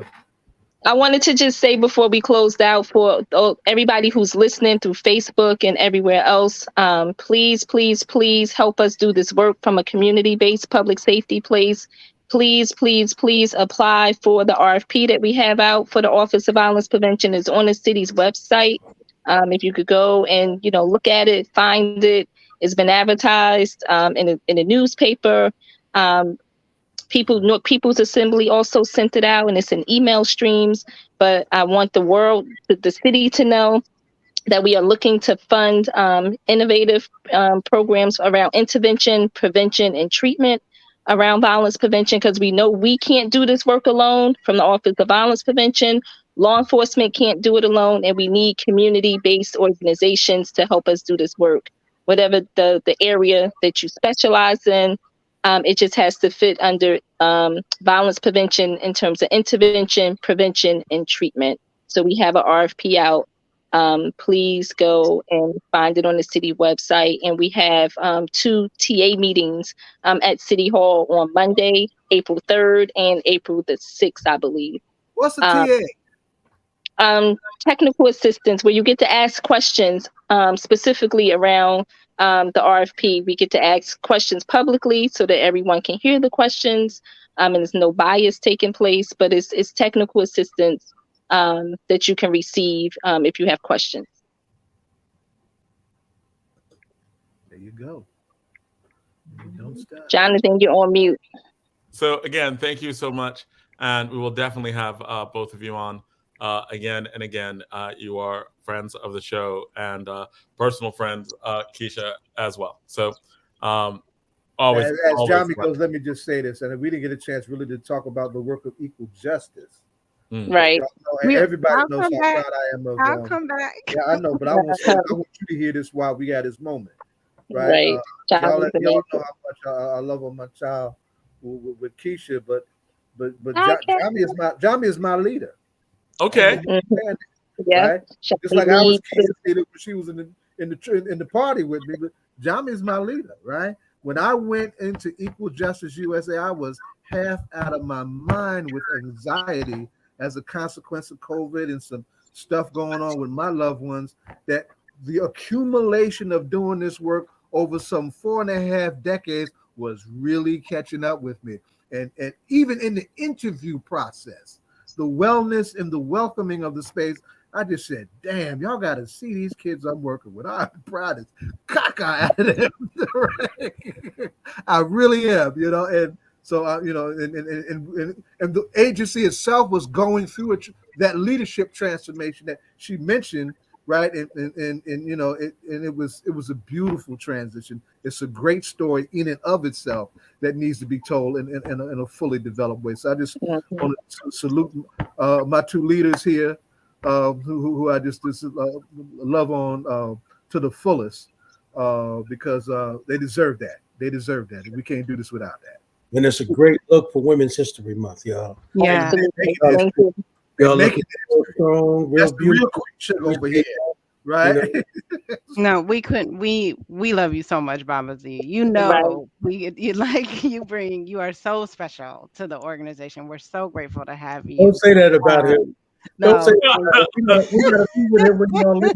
Don't say You know that. how crazy I am too. but if I could take like just a minute, I always acknowledge though our founding executive director, Sherry Silverstein, Great because she was a story. white Sherry's woman a who great birthed story. this idea, ran it for 21 years, and then realized as a white woman she needed to step back.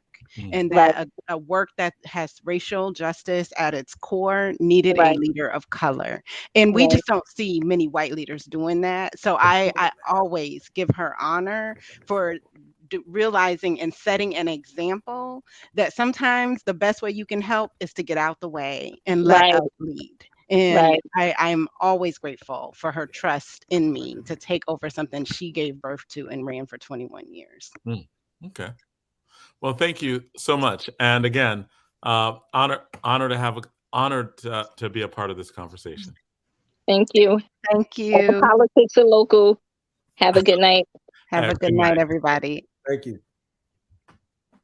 All right, so we are getting ready to head to the next part of our conversation. And I believe Professor Hey, John, before you introduce Professor Pritchett, you know Zayid. So we want to tell you now, it's almost like when you have guests, you know how your kids go away and, the grandmother spoil you and all of that.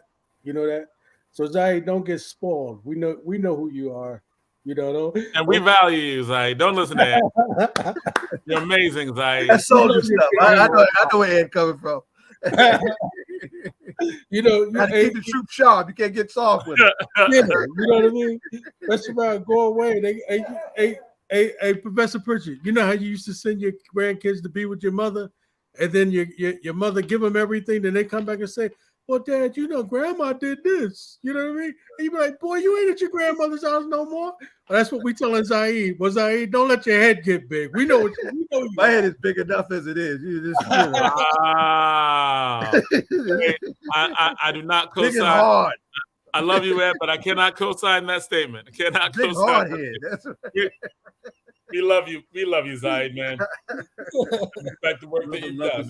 Love can't do this without love, right? I know. Well, yeah, I come Che and Malcolm right on. That's how I ride, And honored to have another friend and mentor on the show, Professor Reverend Dr. Forrest Pritchett, who is a professor at Seton Hall University for many, many years. I always say that if you're Black and went to Seton Hall, if you didn't know Professor Dr. Forrest Pritchett, then you were doing something wrong, right? You were hanging in the wrong crowds. You're like, oh, don't tell everybody. The wrong class, the wrong crew, the wrong everything. Right. And actually, Professor Pritchett is how I met Ed Riley, because I knew him based on right. Ed was on there doing the old college entertainment review, and Professor Pritchett was like, "Hey, you guys should meet." And we've been best friends for 30 years, right? So Professor Pritchett introduced me to one of the best friends I have in life, who's Ed Riley, and that you can't really make this up, right? Because it was like they need a writer, editor, or they need somebody, proofread, whatever, right? Like, and Professor Pritchett was like, "Yo, you need to talk to Jonathan. He can write. He can, he knows that." And just put people together. And this was like over 31, 32 years ago. Yeah, man. I got Professor. Yeah, when they Pritchard were young boys. I got Professor Pritchard to blame for Jonathan Austin, huh? Absolutely, Okay. absolutely, absolutely. 100%. But Professor Pritchard know that we got that love for him, jointly. He is he's without a doubt our elder, but he's more importantly, he's our brother. As Amiri used to always like to say, he believed in being in the brotherhood. So we appreciate Pritchard every time he come on, and it's just always great to be around him, to be in his company, and the fact that he's still with us. Absolutely. Now we're talking. Now I know. Go ahead, I'm sorry. Go ahead, John. I'm sorry. I was going to say, I know Dr. Martin Luther King is near and dear to you. He centers in the stuff that you study, and is just very instrumental in the work that you've done, right? Like, I think both personally and professionally, it's been a center. I know April 4th is coming around, and I know that is a date. I know that when we were talking about programming for the show, Zayid was like, you need to have Professor Forrest Pritchard on to talk about Martin Luther King and some of the stuff that has been done, right? So trained in Martin Luther King scholars. Yes, and have led the Martin Luther King scholars for probably over 40 years, right?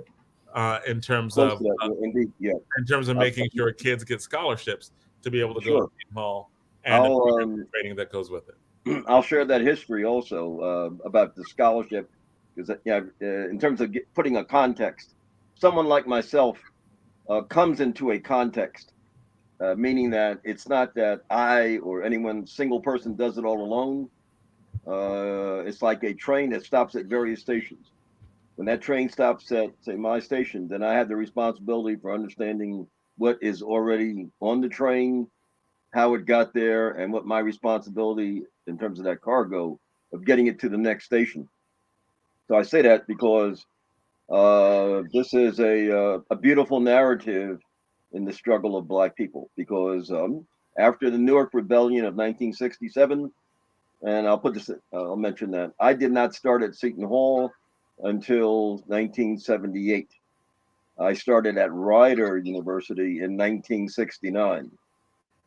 So, say the rebellion occurs, and students who were attending Seton Hall came back to the campus that fall and decided to have a little seminar colloquium. They sat around to talk about what are the ramifications of what happened in Newark for themselves.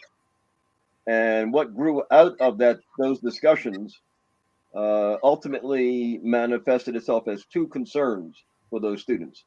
Number one, they asked for a Black Studies program so they could learn more about their people and their people's struggles. Number two, they asked that a scholarship be created to bring the best and the brightest from our communities onto the Seton Hall campus. And because at that point in time, let's say every African American who was attending Seton Hall literally probably lived within 1 hour maybe of the campus. So they were raising a interesting moral question with Seton Hall. Are you only interested in local Negroes, or do you have any interest in deliberately recruiting young people from outside of that corridor? Now, in that context, ultimately, those students at Seton Hall had to struggle for 2 full years before they received those two things. They ultimately did receive a Black Studies Center, and the Martin Luther King Scholarship was created. At that point in time, in 1970, it was a full tuition scholarship to Seton Hall for the best and the brightest that could be found, by officials of the university. So we have to start with that premise to understand it. When I started it in 78, the Martin Luther King scholars at Seton Hall were probably one of maybe 5 or 6 organizations that existed. They were the premier and the preeminent servant leaders on the campus. So these were young people who were going off campus, tutoring youngsters, starting programs, and so forth. Now, when we fast forward, come out of the 20th century now into the 21st century, and coming out of COVID, we're looking for jacking up all of our activities up and ramping them up again to the level of the pre-COVID levels. And so what we're redoing with MLK scholars, let's say, what would we normally be doing? Well, we have local churches. I could give shout outs to Elmwood Presbyterian in South Orange. Yes. They run the Talented 10th program on Saturdays. We always look to get a number of students to reinforce those young people. We've had former scholars who started programs such as one program for little girls that we call the Little Mrs. program, and the other would be called Operation X, in honor of Malcolm and the Nation of Islam, in the sense of knowing that X represents the unknown in our lives. So our mentoring program for young males and our young ladies, these programs have been so popular and so effective that in many cases the MLK scholars have to supplement their ranks by bringing other young people, probably from the Black Student Union and other affiliated organizations within what we call the Black Caucus, to assist them. I'm also looking for implementation. I'm looking for young people from our campus who play chess. It's very, very important, I think, in today's world that we help to develop all of the cerebral resources of folks, not limiting that whole process to subjects that you learn and say have in school. But we have to. Dr. Pritchard, if I must, it is also an important peaceful violence intervention tool. Yes. Okay. Right. I've used that. That was my first go-to when I started doing this stuff some decades ago. I put my boys on the table, and you can make war without killing each other. Absolutely, I like that. We make war without killing each other. But indeed, I get your point, and thank you. As a matter of fact, I could even say this. I got a little case study to share. Well, way back in the 1990s, a number of us had set up a kind of an Afrocentric boutique over at the Hudson Mall. And as many people came through the area, we just had a series of vendors who occupied a common space, all selling Afrocentric materials, books, and so forth. So a guy comes in one day and he was looking to buy a gift, and he needed some assistance and to get the right gift. And as we were talking, he indicated that he had just put together a chess initiative in Jersey City. And so, being the kind of, I think, brother that I am, I said, look, if I could ever be of any resource to you in anything you need to do and accomplish, just let me know. I said, just talk over your plans. I said, you can never really tell where we may have common ground. What that initial offering turned into was that within 2 years, we were able to bring the Jersey City Chess Group into the Hudson Mall. And what we did, we set up demonstrations at the various tables. And it got to the point where I was so confident in the ability of these young pre-teenagers and teenagers, Black kids straight out of the heart of Jersey City, that I actually put up a challenge in the mall once. It said, we're going to bring in little, we said kids, and anybody who plays chess, we're going to do a chess challenge where these local teenagers will play anybody who steps up. And then I got the mall management to offer little prizes. Do you know that after we may have set up, I forget, 5 to 8 different PlayStations with the chessboards, and then we would tally up all of the, I'd say the games with points and all of that. But at the end of the day, those teenagers beat every adult who sat down there to play them in that context. So, and thank you, brother Kafili. I see your message. And then I, having that relationship with our good principal Kafili, gave him a call, and we got our heads together, and we were able to showcase his books as he was beginning to put them out. So we would have him, whether it was probably a weekend, come on over, make himself available, have a table, sign books, sell the books. But that's what we would definitely call the, UGMA, cooperative economics, all working together, pulling together.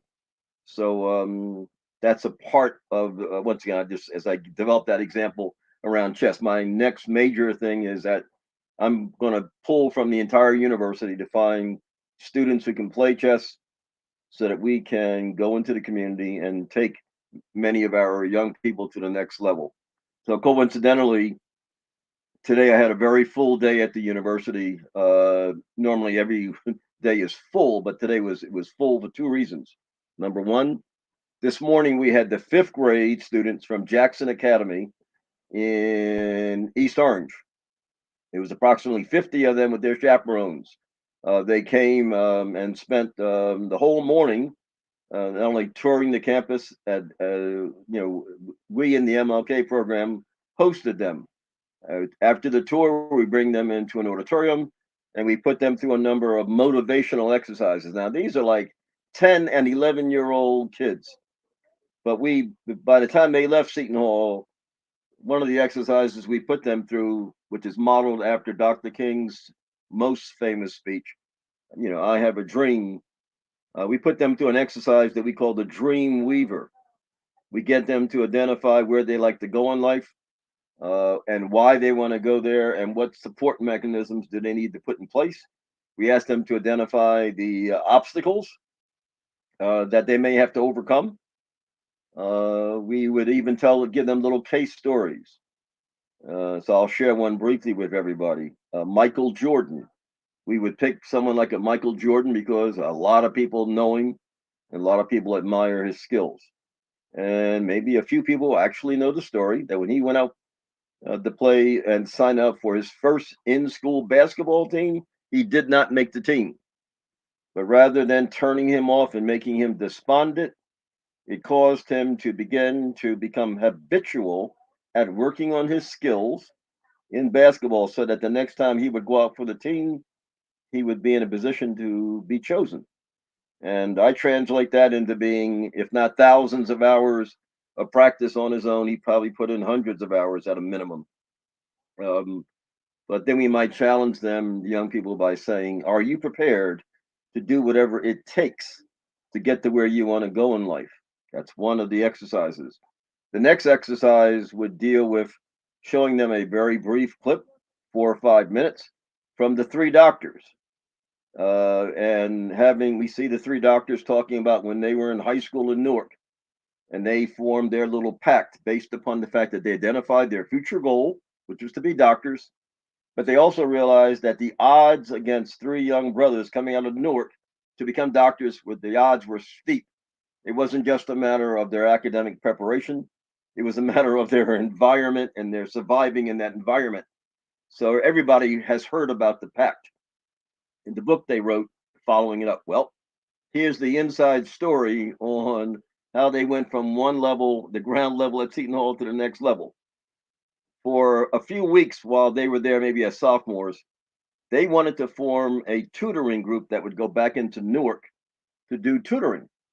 And every office they went to never really helped them until somebody happened to mention my name to them.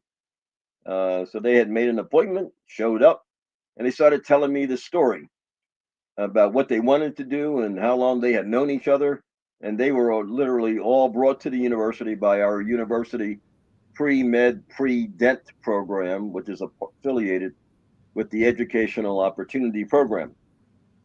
Once they told me what they had already been working on for years in terms of being a posse and watching each other's backs to keep themselves out of trouble before they even got out of high school, I felt so encouraged by their adhesion and cohesion and togetherness that I actually asked them to set aside a weekend. I said, I'm going to bring you out to my home and I'm going to personally put you through a retreat in which I'm going to pour everything I know on how to be effective at what you want to do in life. I'm going to pour that into you. And at the end of that retreat, I think the last exercise I gave them to work through, I said, in our lives, none of us is going to live forever.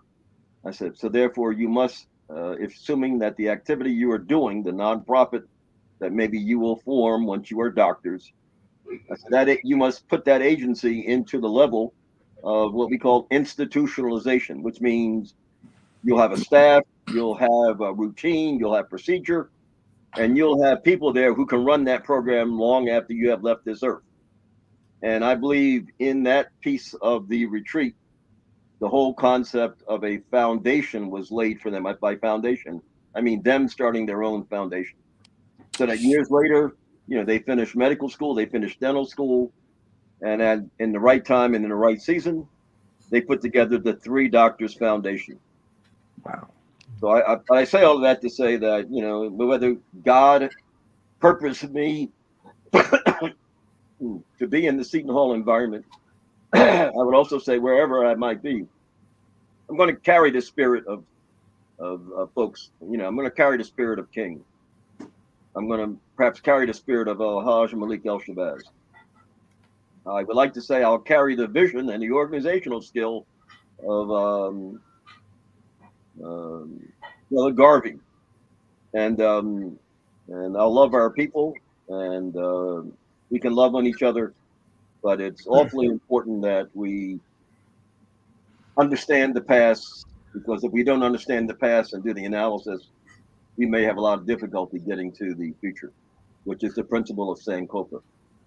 So, on that principle, right? And, yeah. and the lad just jumped in, right? We're approaching the anniversary of his assassination. Yes, indeed. And I tell young folks that I represent, and Dr. Pritchard, you are our elder. We represent, that last breath of our people. Yes. Who got to see and be witness to Dr. King before he was taken from us. Yes. Both of you, just to really begin to crystallize this conversation.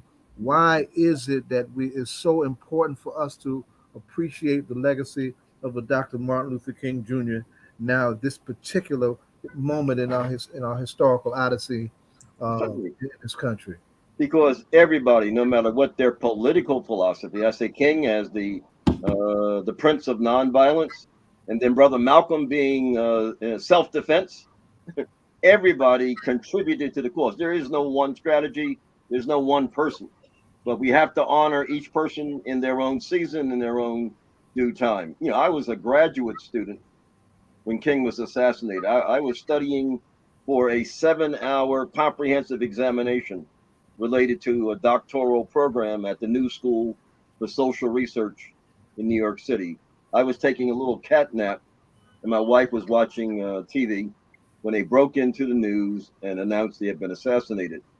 And at that point, while many of us had anticipated, as did Dr. King, possibility of assassination, my first reaction was to say, I did not think they would kill a man of God. So we have to understand that it's not a loss for us.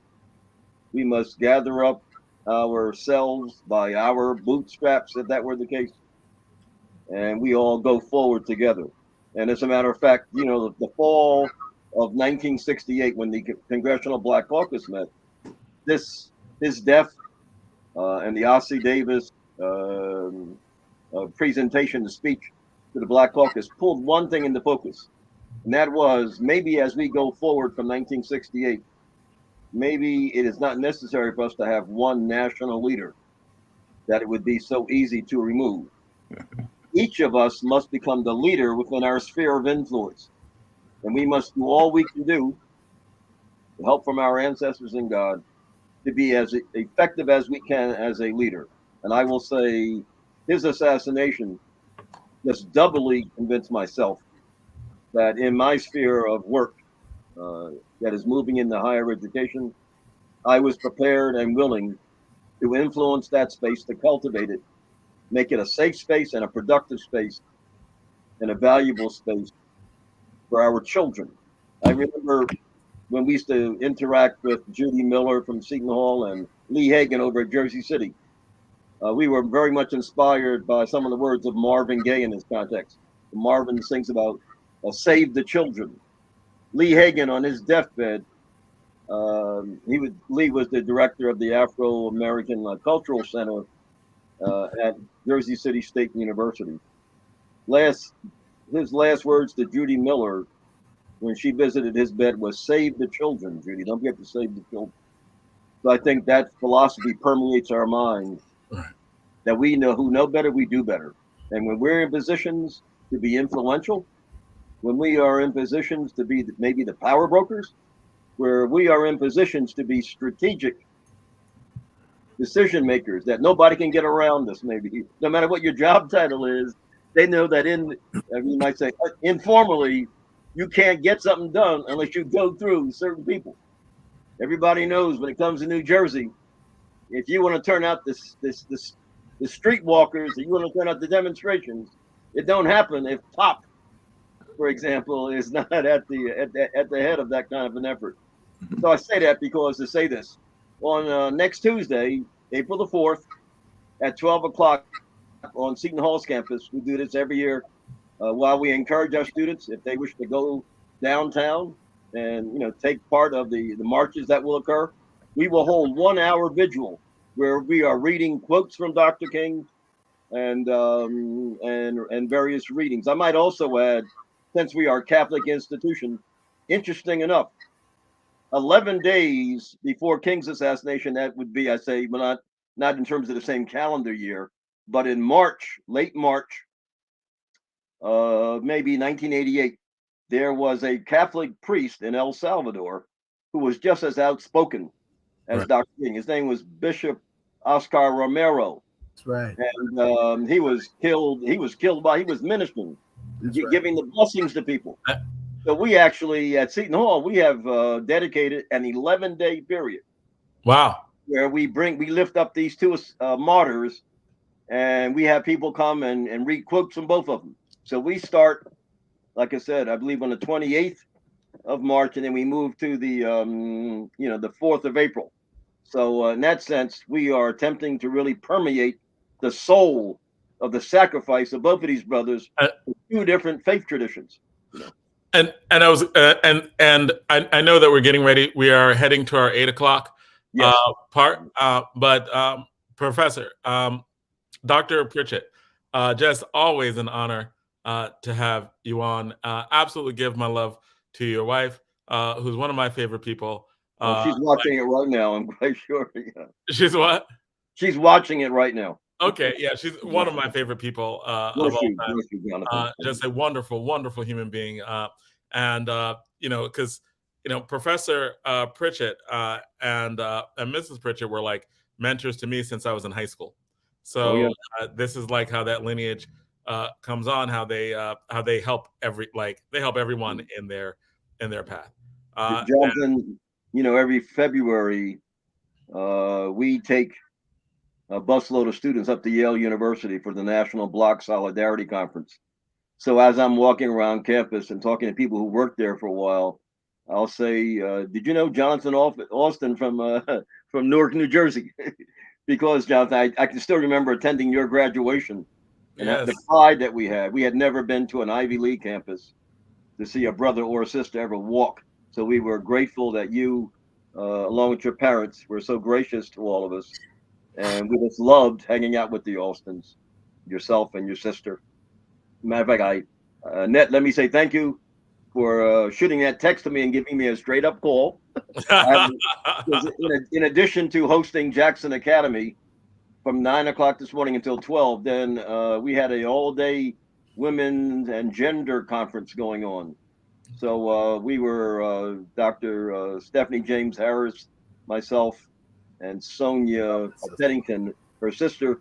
We did a presentation on a group of women that many people know very little about. And I'll say things like, everybody, if you ask them about the Pan-Africanism, Black nationalism, they mention Garvey, but we remind people that there were two co-founders of the Universal Negro Improvement Association. It was Marcus Messiah Garvey and his wife Amy. But we pulled out some of those hidden figures, females who were in the Black nationalist movement and the Back to Africa movement, repatriation. So I had a full day, and consequently, Jonathan, your message to me probably from yesterday, I got lost up as I was coming. But I'm pleased that I'm here. and we're pleased to have you, and we'll have you back again a lot more because we love it every time that you're on. So thank you. Okay. And we Thank are. you, Richard. Thank you, Ed, brother Ed, and brother Zayid. Oh, you guys keep Yes, up the sir. good work, Yes, sir. brother Larry, Love to the queen. Yes, sir. everybody, and we got your good sister, who now is an employee of Seton Hall. So we're just loving it. Absolutely. Anytime she wants to, her office is only 10 minutes. I mean 10 steps. Every Wednesday night, I'm teaching a class on the history of the Black church.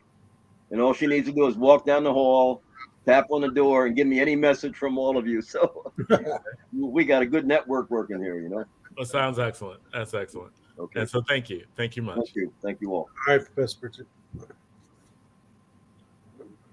We are getting ready to go to that next segment. So we are always talking about like giving more time to hip hop, right? And we are always talking about like how we what some of the things that are going on when we're talking about this 50th anniversary. And we love to have, more of our friends. Like Professor Pritchett is a friend that goes way back, right? Like mentor. I know him since high school, and just family, right?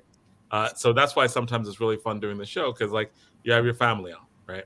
And you have some Marcus Reeves I've known since I started teaching, like 30 years ago, right? And he is.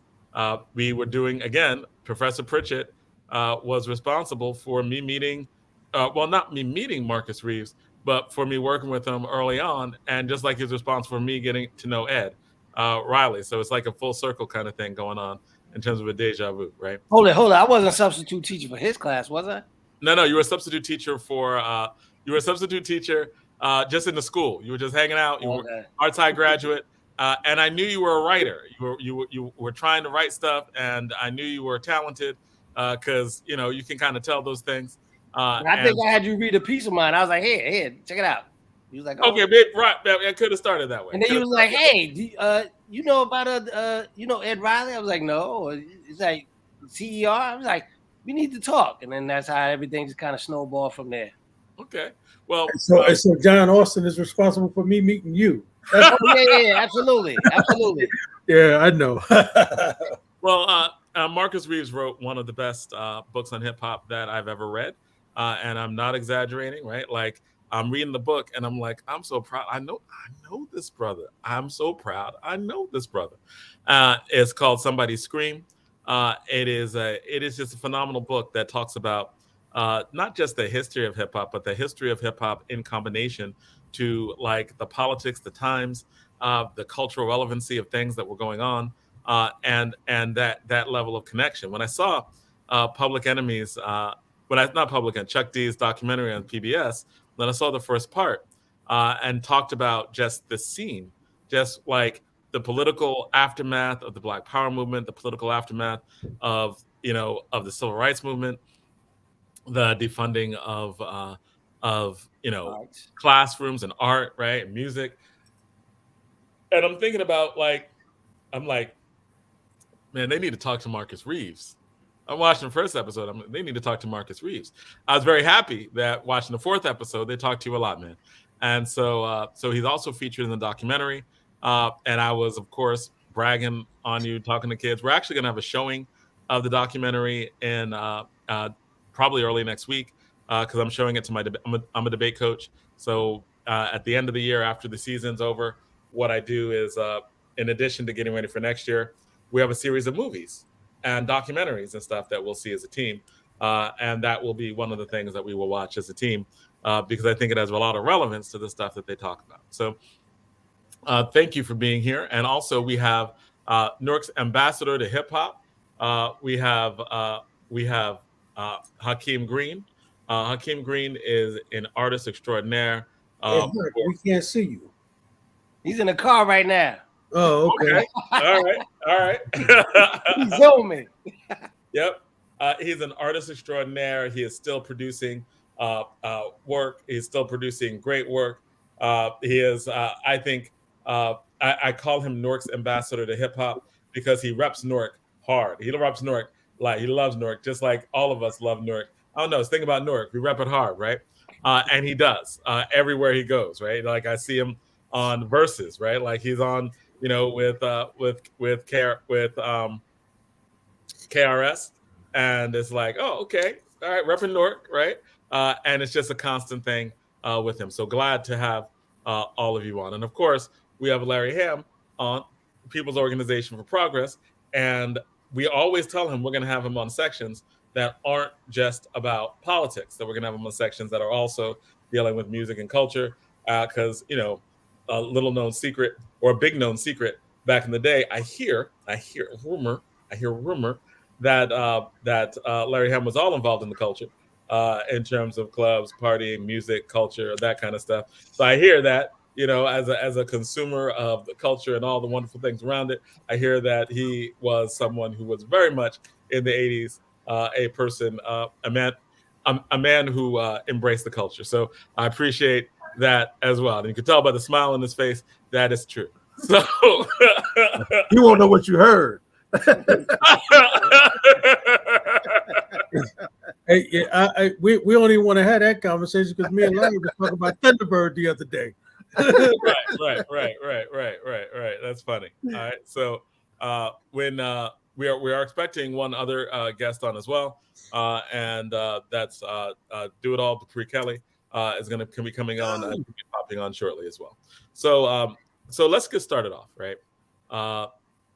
There's a documentary that was done. Hey, John, let's just do something real quick with Dr. Dr. Kafani, right? He's got something coming on. We just want to give him 5 or 10 minutes to make that announcement so that everybody knows what's going on. Yeah. You know, all right, cool. Yeah, traditional African set tomorrow. Yeah.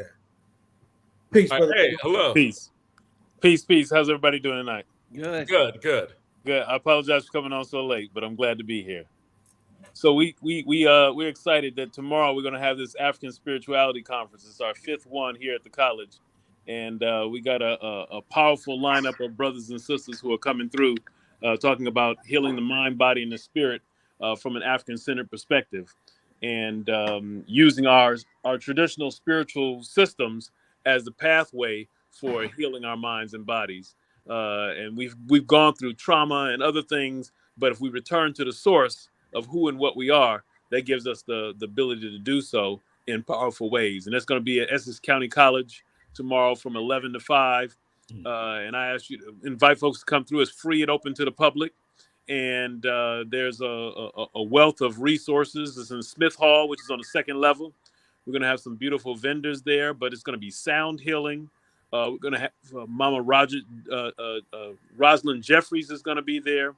We have a Grammy-nominated Sister Mary Brown's going to be there.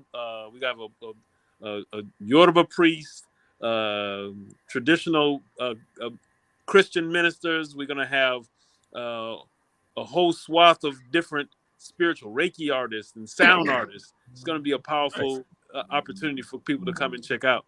Well, you know, it's powerful when you got the Christians and you have traditional African religions coming together like that. So that's they ain't arguing. Much needed. Right. No, and we're not there to argue. We're there to build. So that's right. So that's the key. This is the first one back since COVID, right? Or was this the second one back? No, this is the first one since COVID. So this semester is really the first time since COVID. We really have had a lot of things. Even last semester, we didn't do a lot of stuff. So this semester is really opening the door for us to get out there and do stuff. And, you know, we're going to be taking folks to Cuba later on in the semester as well. So it's the doors are finally opening up. First time in almost 30 years. Yes. Look good for that. Have a good time with that, son. You know what to do. Yes, sir. But you know, I just want to let folks know that it's free and open to the public. There'll be some refreshments there for you, and we're gonna do a lot of stuff. So open your mind, open your spirit, and come join us 11 o'clock tomorrow morning at Essex County College at Smith Hall. And you can call us if you got questions at 973-877-3140. All right, well, thank you. All right. Thank you all very much. Y'all have a great evening. All right, you too. We're going to have you back on, man. We're going to have you back on. Look forward to it. Peace and blessings. All right, take care.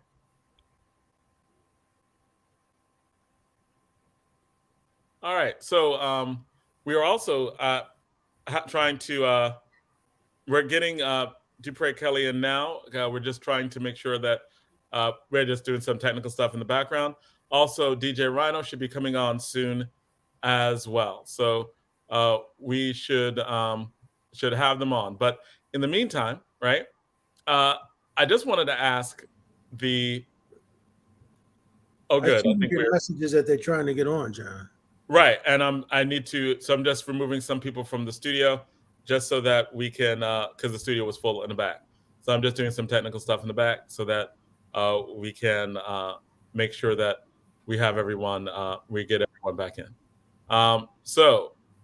Yes, we have Councilman Dupré Kelly is on right now, and I'm trying to get Rhino in as well. But let me start off with a question right now. And the question, right? Okay, so I'm busy multitasking, and I know I shouldn't do that because when I'm trying to multitask, I'm just trying to doing all the all together. Yep. All right. And I just heard from DJ Rhino, who's jumping on as well. Right. All right. So 50 years of hip hop. I love the documentary, all the parts of the documentary. My favorite parts were the parts that you were in, Marcus. So that's, you are still a knowledgeable person who is like a professor talking about, or really not even a professor. You're like a writer. You're like a cool writer from back then, because you were, who's talking about like real stuff in terms of what the different movements were about, right? So we're going to have a lot of these conversations talking about the 50th. And in having these conversations, I just want to talk about what are some of the things that happened then that were influential in terms of your own personal growth, right? Like your own experience with hip hop that led you into writing about it anyway. And Dupré, we want to talk to you, to combine these conversations, because I think that often it is the personal experiences that people have when connecting with this that will start to bring, that history that people aren't really talking about out, right? So let's start. I'm gonna start with you, right, Marcus, because when you wrote the book, you paid particular attention to a particular time period in terms of post-Black Power movement and its influence on and that setting, right? Why did you choose to start there? And is there any connection with your own experience in terms of how you fell in love with hip hop? How you fell in love with because you were in love with hip hop when I met you. Yeah. You were in love with hip-hop. No. The whole book. I mean, the history of the book kind of marries everything that basically I was into what I'm into, which is, hip hop as it's connected to African American history over, during the last 50 years. And my own, like you said, my own personal experience. I mean, my own personal experience. I grew up in Newark. Like every other kid, I wasn't a street kid or, involved in craziness. But as my wife says, I dabbled in the watercolors of the streets like everyone else. And when I was a kid, I was like any other kid, I'm trying to reach out and find, where's my voice? Where can I put my energy and my passion into some kind of movement? And so I've dabbled around in different things, whether it be street gangs, hanging out on Avon, or, just hanging out with the wrong crowds.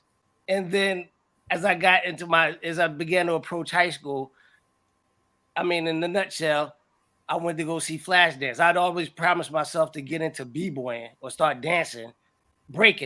For those of you who don't know, b-boying is breaking, or break dancing as America calls it. So once I saw Flashdance, for some crazy reason, I was just so transfixed. I was like, that's the thing I want to be a part of. I got to be down with that. And so, and basically in one fell swoop, it gave me direction. It gave me focus. It was a place to put my passion, and all of the crap that you go through as a teenager and being in high school with the peer pressure or to try to figure out where you need to go or who you need to be. Hip hop in a nutshell helped me figure that out. And for the next 4 years of high school, I was able to, basically pour all of my thoughts and my creativity into this culture. And not only that, and what years were that for you? Like how, like what, like were you like the 80s child, like in hip hop? Like what was the era that like got you hooked into like this is it? Oh, the era right as the pioneer school became kind of the new school, right in between where hip hop just began to blow up, like that 80, 81, 82, 83 period, where it kind of moved out of NYC and it began to creep, into other states, especially in New Jersey.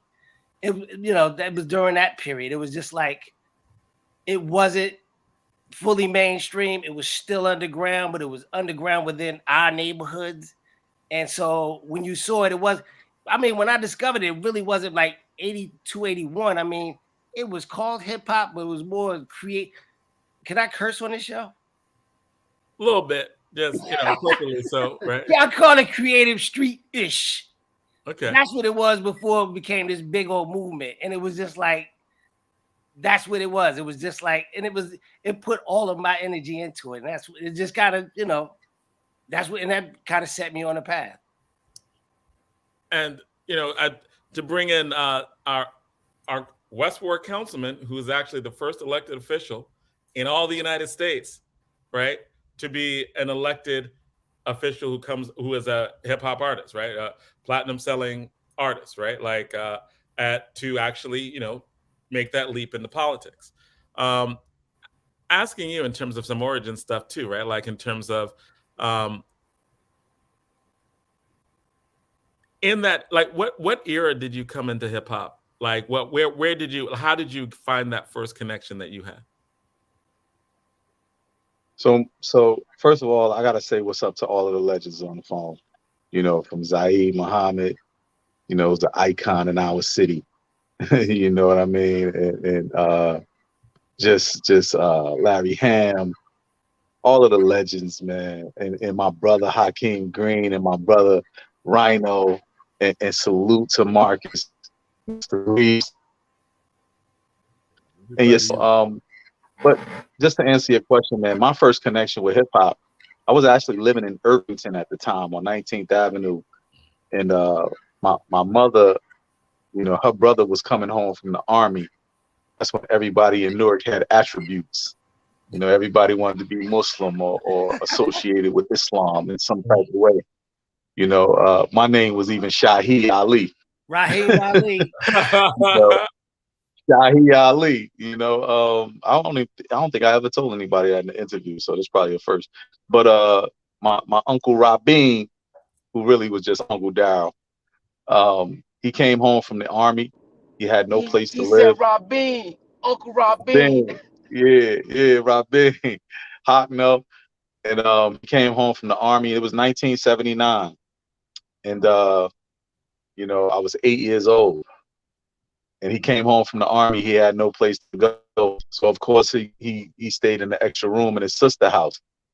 And when he came in that extra room, he was fighting praying mantis in a shoebox. He had this yellow manila envelope that every time he took the incense, as he told me it was incense, out of it, it smelled funny coming out of his room. But he had this 12-inch record, man, called Rapper's Delight. And he played it over and over and over.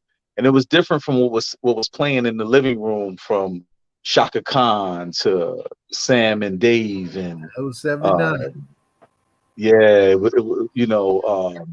of course, the legend James Brown and Evelyn Champagne King, and it was just it was different that was coming out of that living room. What was different, you had soul and funk coming out of the living room, but this was something different coming out of my uncle's room. And he would tell me, "Don't play my records. Do not go in my room and touch my stuff."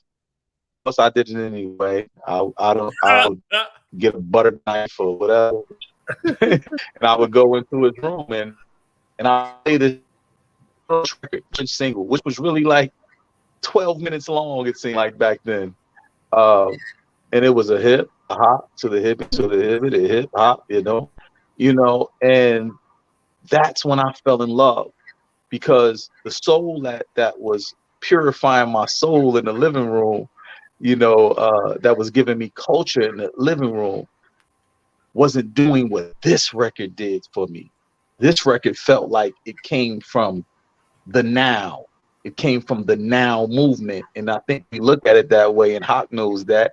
If you look at hip hop, it really is the description of the now moving, with hip being in the knowing, being in the now, and hop being a formal movement. It was the now movement at that time, and that is the time and the moment that I fell in love, from the introduction of my uncle introducing it, and not introducing it like, here, check this out, because he said, don't go in my room and touch my records. Right. So I went in there anyway, but indirectly, he showed me what hip hop was, man. And then I searched for everything that was associated to it. And I'm gonna ask Hawk that same question, because what I want to do is also just to draw you into, well, that was your first taste. How did you find your love in it, right? So Hawk, how did you actually get, like, when did you start to connect to hip hop? We used to say word is bond to the almighty Quran. Everybody had an attribute, Malik or Hassan. We wanted to be down by law, lessons in the draw, windbreaker suit, linoleum on the floor. We used to write in bubbles, match a shirt for all the couples. Some hopped on the 1 and 2s, buying wax by the doubles. They say 1 for the treble, 2 for the bass, 3 for Shelto Adidas. That's why I iron my lace. So I go back to before the culture was called hip hop. It was just what we was doing growing up as, adolescents, teenagers, and watching the older boys in the park getting ciphers and spit them bars. I wanted to spit them bars too. And I started writing rhymes probably when I was like 9, 10 years old, but then Around what year was that? like 79, 80. Rappers like Do It All said had like a very huge impact on us all. But big shout out to the Stardust 3, Bush City Boys, the Super 6, King Mike C. Mike C really is the first person I ever saw rhyme live in Raleigh Park in East Orange. And that was just an amazing experience to hear his voice, just the melodic cadence that he had with the gruff voice, even at a young age. For me, he was a few years older than me, so he was always like one of the big boys. And big shout out to Buddha Black, Asiatic, rest in peace, JP, Johnny Prescott. Like, these are the older cats who I wanted to be like. This is what they were into, be it rapping, breaking, of course, DJing, graffiti. I grew up with Jay Byrne, Max 165. Like, all these cats was my peers, and this is the things we was into. It was about the culture more than it was about a record deal. We didn't know nothing about no record labels and nothing like that.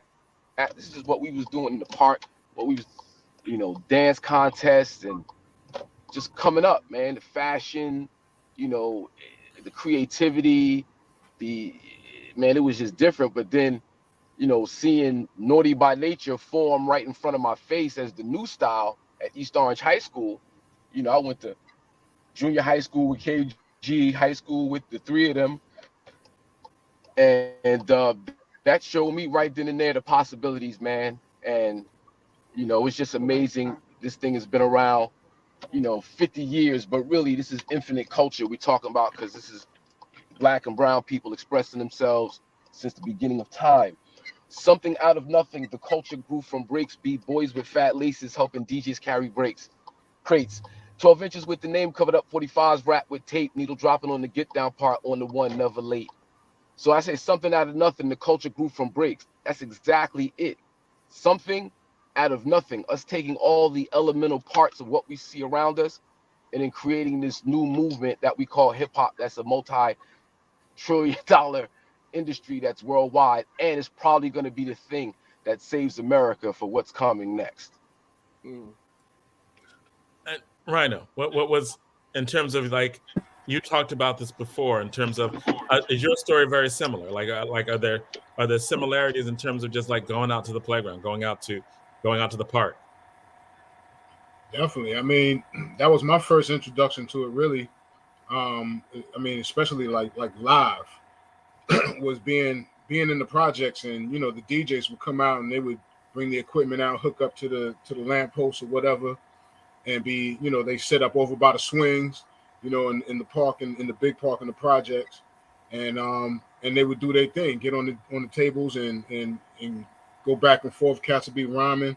I remember the first time I saw a couple of kids who was my age, and at this time I was probably like in 4th or 5th grade, probably 4th grade, and but seeing like a couple of kids my age get on the mic and participate, what I'm saying, and start spitting, and like I was like, wow, we could just do that, you know what I mean, like because when you're young and you see all of that, that's like that whole entertainment world is almost like something separate from you, you know what I'm saying? That's like that's kind of like separate from you know what I'm saying? But when you see your own getting involved in it, you see the possibilities, you know what I'm saying? It's just like what I was talking about last week with my man R-Train, just seeing him with his own equipment and his own speakers that he created himself, like he built his own speakers. And when you see that, man, and this dude is my age, you know what I'm saying? It's like it's possible, you know what I mean? And you want to go out there and you want to go do that yourself.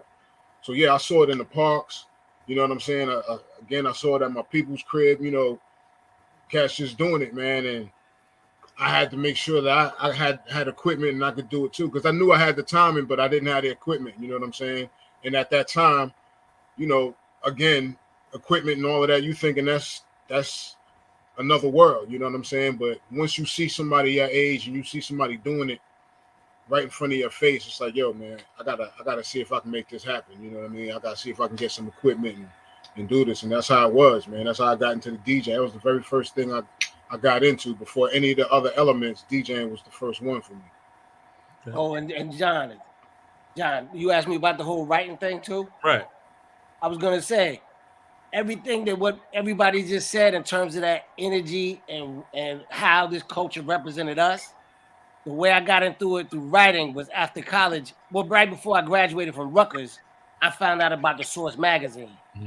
And basically, I was a journalism major who was conflicted about was he going to go into journalism because it seemed boring. And then I discovered the Source, which not only reported on hip hop, the culture and entertainment, but it also reported on the politics.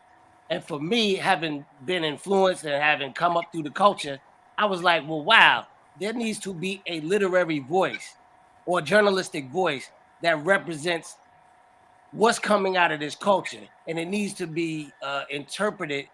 I have to be one of the interpreters because I can't let the mainstream speak for us. I have to be a voice to speak for this culture and help folks understand it. So that for me, that's when hip hop and journalism kind of merged, and writing merged together. Right after school, and when I discovered the Source, so and that's cool because that goes right into the next thing I was going to ask was I understand, I hear the individual connections to hip hop, and the thing I liked about the documentary is that it was about the individual stories, but it was also about the larger political stories and how they affected the individual stories. In retrospect, in looking back, right? How did the politics of that time affect your interaction with hip hop?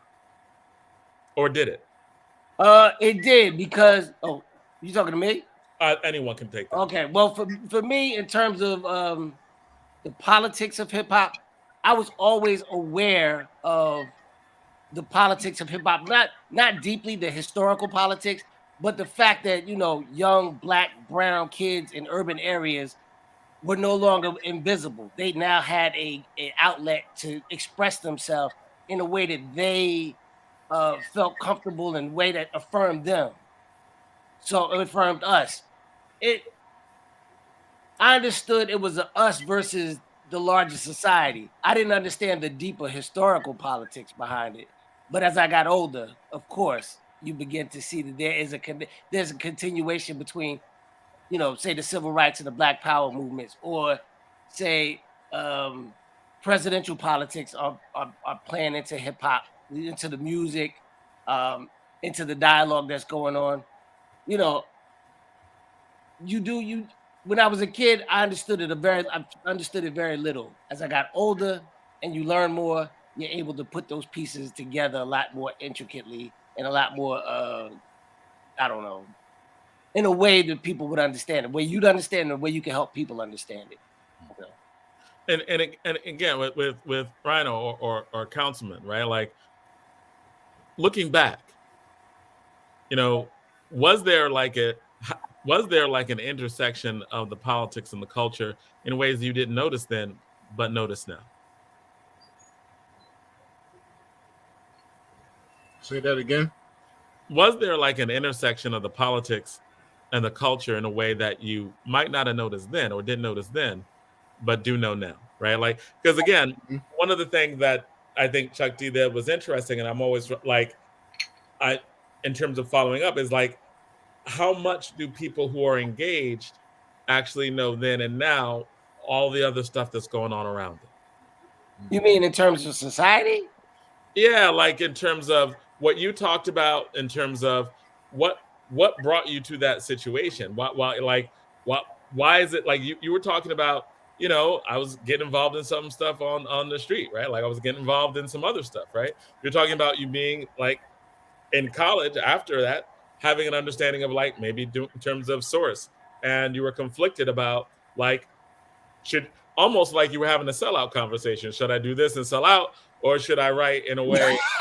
No, right. It wasn't a sellout. It wasn't a sellout situation.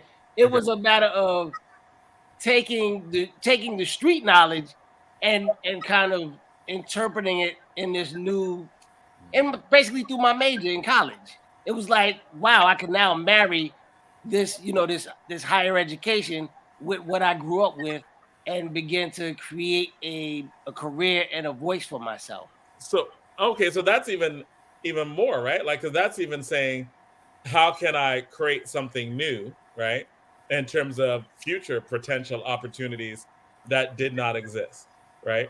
And part of it, in retrospect, I'm simply asking, like, when you're looking back, did a lot of those social questions, right? A lot of the social movements, a lot of the things that were going on during those times, did they affect your decisions even unconsciously if you're going backwards, if you're looking backwards? In a very simple way, because I understood we were from Newark, New Jersey. We were from Essex County, Newark, East Orange, you know, basically urban, not necessarily, well, poor urban centers. So you understood your place in society.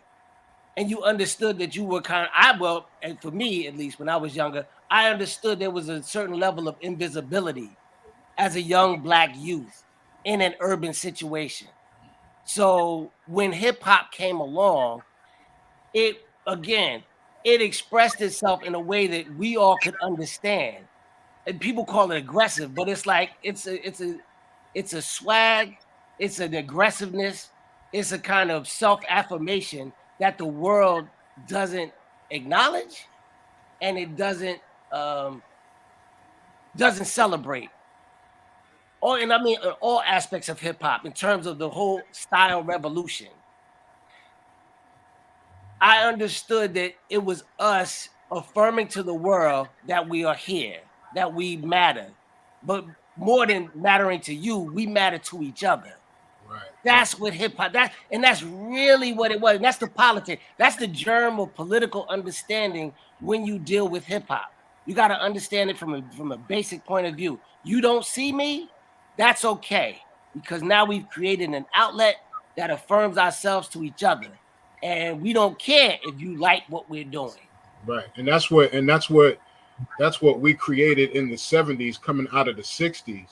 You know what I'm saying? We created that thing where we gave ourselves our flowers. You know what I'm saying? We weren't worried about nobody else. We were Black and proud. You know what I'm saying? It was about being proud of being you. And that went all throughout the 70s, during the times even when hip hop was being created. You know what I'm saying? It's like, all right, well, we're not invited to go to this party because they wearing this. All right, well, we're gonna do this. We're gonna wear what we want. You know what I'm saying? It was that kind of a thing. All right, we don't have this equipment, but we're gonna do this and make this happen over here, create sounds here. You know what I'm saying? And so we took that same spirit, you know what I'm saying? Again, coming out of the 60s, going into the 70s and in the 80s, you know what I'm saying? Just creating our own and making sure that we good, you know what I'm saying? Regardless of the system, regardless of the government and society and all of that, we good. We're going to make sure we give ourselves our flowers. We're going to make sure that we shine. And that was the whole bragging and boasting of the early days of the pioneer lyrics. You know what I'm saying? It was, I'm partying. We, we living good. We, what was Busy Bee's thing? 3 girls, a mansion, and a yacht. You know what I'm saying? That kind of thing. You know what I'm saying? It was like, everybody was talking about the deaf OJ. You know what I'm saying? Riding around in the OJ or riding around in the Cadillac or something like that. You know what I'm saying? And Amir Baraka talked about that back in the day. He was like, right. Society's like, black kids have a self-esteem problem. Black kids have this. He said, no, they don't. No. Have you listen to the music? That's right. He's like, listen to the hip hop. They know who they are and they have a lot of confidence. Right. You just don't know how to interpret it. Exactly. And that's just what it is. And also for me, I gotta represent the B-boy and shout out to Rocksteady crew, because that was my holy grail. When I first saw them and joke, I gotta say it, all summer long, people thought I was Crazy Legs if I put a hat on. But that was my inspiration. When I saw them, and I said this in the book, I said this in somebody's screen. I said, when you looked at Crazy Legs or you looked at Frosty Freeze with his big afro and his turtleneck, I was like, that brother looked like a panther dancing on the screen. Yeah. And while I didn't think in deep terms in terms of black power, I could feel it. When I saw it, I was just like, oh my God, what are they doing with their bodies? Like, it was like they did moves. So New York. I would like to listen to James Brown as a kid. And when I saw Rocksteady crew, I was like, you could actually do that live? Yeah. And it just hit so hard. For me, it was just like my whole world just changed. Yeah, man. It just changed. Like it was like I was never the same again. And I even joke with my son. I'll be like, yo, if it wasn't for the Rocksteady crew, you wouldn't be here right now. I met my wife at a magazine, like an urban magazine, right?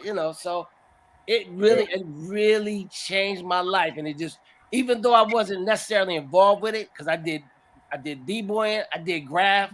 I was in algebra class with Tame. He was my first critic. He told me, yo, man, change your name. I was in the graffiti art show for Newark back in '85, Off the Wall. I had a piece in there, and I mean, it was just something that was in the water. And and it's funny because when I got it, I immediately started high school. And Malik Griffith, DJ Porno, we all went to Arts High, and he's like, "Yo, going to Arts High was like going to Hip Hop High." That's what it was called. As soon as you walked in the door, everybody did. It was like finding your tribe. I've danced with Lakim, James Morton, who was with, it just really opened my world. I don't want to take up too much time, but that was it. Yeah. And I gotta correct myself because I said DJing was my first element. Actually, graph was my first element, then b-boying, then beatboxing, and then DJing. Yeah. But it was the same thing. I was doing graph with Luz FC back when he was writing something else. I was doing graph with him again in 4th grade, 79, going into 80. And and it started there. And then I started, I had always changing my name because I had 1,001 graph names. I used to write Taxter. And then when I met Raheem, which is Tame, I gave him Taxter. He brought it back out to Jersey. This is when I was living on 110th Street at the time. And then so both of you had the same friends, right? Yeah, because check this out. So this is what I found out. So Malik Griffin was going to Arts High. Tane was going to Arts High. When Malik and Tane met, this was right after me and Tane met because he got the name Tame from me. So when Malik and him met, he said, he asked him, what do you write? And he said, Tame. So that was right after, it had to have been right after me and Tame had met when I was on 110th Street in New York. So all of that tied in. You know what I'm saying? And me and Tane was tight through our moms. Our moms knew each other and all that. And then when I moved out to Newark, Tane, Malik, and then Jay Byrne and Mellow Max, who Hakim mentioned earlier, they all became my friends and took me all throughout Newark and New Jersey. You know what I'm saying? And on the ground, on that graph note, shout out to nobody knows who this guy. The first graffiti writer in Newark was San Miguel 77. Nobody don't remember that. Wow. But he wrote his name on Clinton Ave, on McCarter Highway. San Miguel.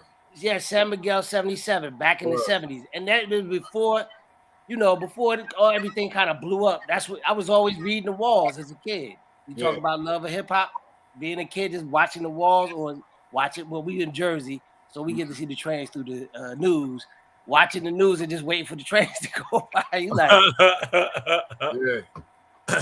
yeah.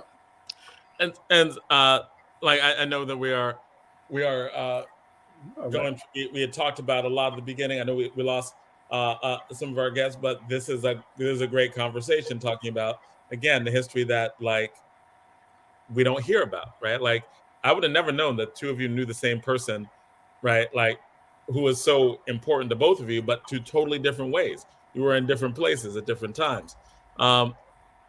As you got into it, right? Like that was like that origin, that beginning. But as you got into it, how did it change, right? Like did it like you talk about it, you talk about Marcus, you understanding that you could have a career in the future with it, right? And it seemed like that was a shift between something you grew up with and something you make a future with, right? When did it shift for both of you? You go ahead, Rhino. Into what? Did it like there's this newness, there's this creativity, there's this like it seems like there's this birth, right? And then there's like, what did it mean to you as you lived with it and got older, became a DJ, right? Like, because you found your art, like, how did I get into it? Is what you're asking, pretty much, right? Because your love was DJing. How did you get into DJing, and when did that shift for you? Right. Well, again, the DJing part of it started with, just going over to my man Richie's house, who's art trained now, after school, and just seeing him on his equipment and seeing and hearing that, the speakers that he made with his hands, and they were made out of wood and everything. I'm like, so it was a big deal to me at that time. You know what I'm saying? We would go to his house after school and just stand there and watch him DJ.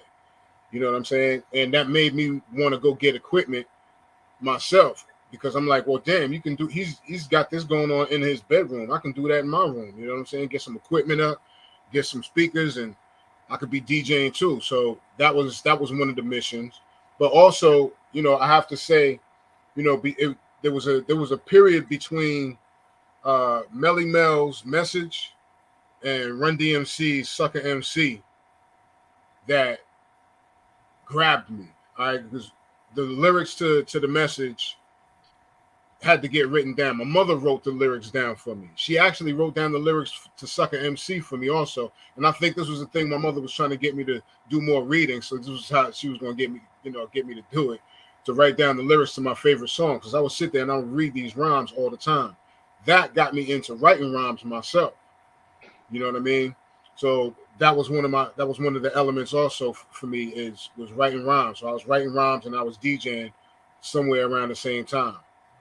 But that's when I actually got involved in it. It was around that period between the Message and Sucker MC. So we're talking like 82, 83, where, when me and Tame met, it was me, Tame, and my man A Cool out in Long Island. When we met, it was Sucker MC all day. All we did was recite the lyrics to Sucker MC. We made all of the grown-ups around us sick and tired of us because that's all we recited. And every once in a while we would take a break and we'll do It's Like That, but then we'll go back to the flip side and do Sucker MC again. That was the thing. So that was that era that grabbed me and that pulled me in, you know what I'm saying, and where I got involved in it. But you started to build, right? So what was that building era like? And that's like, like you got sucked in, but then you were building. What did that look like? You talking about building a career? Building the art, like with DJ Rhino, building the art, building the career, building the like, hey, this is something that I'm networking with other people and actually DJing on the outside. Like I'm actually in the studio. I'm like you were doing like Both of you you are were doing building. a lot of stuff, right? Like I just want to get into that part where you were actually like building in the art world, not just as someone who's like, oh, like here are people who inspire me, but what was it like actually built? Because you have DJ Rhino, you have a legacy in Newark. People know about you and the stuff that you've done, right? And there's an entire culture of people you might not hear about in terms of record deals, etc., but who have contributed to the culture in ways that are profound, that are memorable. And DJ Rhino, you are clearly one of those people who have contributed to the culture and continue to contribute to the culture in ways that a lot of people respect, right? Like your name means a lot to a lot of people. When we're having these conversations, people come on, they talk about you, and they talk about you back then in a way that's like, if you don't know who he is, you should. So give me something like from that era where you're actually creating, building, like what was that like? I mean, all right, well, man, that's a long story, man. We got like 10 minutes. But you can give me a little part, because again, we're gonna have to come back. That's a lot of years, man. It's a lot of years of building. Because I was, because like I said, I really what it is that you're talking about that I built started in like 85, 84, 85. You know what I'm saying? And it started with me and Tame coming together. Me, Tame, Malik, then Mellow Max and Jay Byrne and us forming Boss Mob. Once we formed Boss Mob, it became a thing where we were our own personal juice crew. You know what I'm saying? Because Juice Crew was the thing at the time. And we were like our own little juice crew. It was me, Max, Jay Byrne, Tame, Rasta Ra, and then L came along. You know what I'm saying? And that was the whole thing. And that was Boss Mob. And from there, I mean, with all of the recordings and stuff that we did, all of the shows that we did, I mean, I remember we used to do shows at Club 88 with Naughty when they were New Style. And it was funny because you saw both KG and Jay Byrne with the glasses and the huge high top fade. You know what I'm saying? And Rasta Ra and Tretch both had the cornrows. So it was just crazy. But we used to do shows with them. You know what I'm saying? At Club 88 back when they were New Style. But yeah, I mean, Boss Ma, it was something that we all built together. You know what I'm saying? Just doing mad recordings. And once we got to a point where we started going to the studios, because, we had local studios around us, in East Orange, we had DML recordings. My man Rashad had a studio. There was a few people that had studios out here. Once we started going into the studios, that's when it became serious and we started going for record deals, because now it's not pre-production. Now we're in studios coming up with actual, creating demos now. You know what I'm saying? And shopping them. And that's when Tame and L started getting recognized by Brand Nubian, got recognized by Stretch and Bobito, got recognized by Big Beat Records, and things like that. So that's, I'm kind of throwing it all trying to throw it all in a nutshell, but that we're talking about, like I said, since 84, 85, when that was being built. And I like what you're really just explaining, right? Like the way the network that was built to be able to do the stuff that you dreamed about doing, right? Right. And at the same time that this was going on, at the same time we had Boss Mob going on, cross town, Govmatic was doing what he was doing with his people and with Brick Mob and with Diesel Don. You know what I'm saying? There were other crews out here, you know what I'm saying? And Do It All was part of that as well. You know what I mean? Tame bounced back and forth between Boss Mob and Govmatic. So, we were all tied in, you know what I'm saying? Even going into the 90s, man, we were all like cousins of the Outsiders, you know what I'm saying? Boom Squad and the Outsiders. And, Hot and Channel Live, but like we were all intertwined, man. The 90s, man, was a beautiful time for hip hop and especially for Jersey hip hop, man. It was mad strong, And Hakim, can you speak to that? Like we're talking about how did you start to get to that phase of not just initial love, but that phase of creation, right?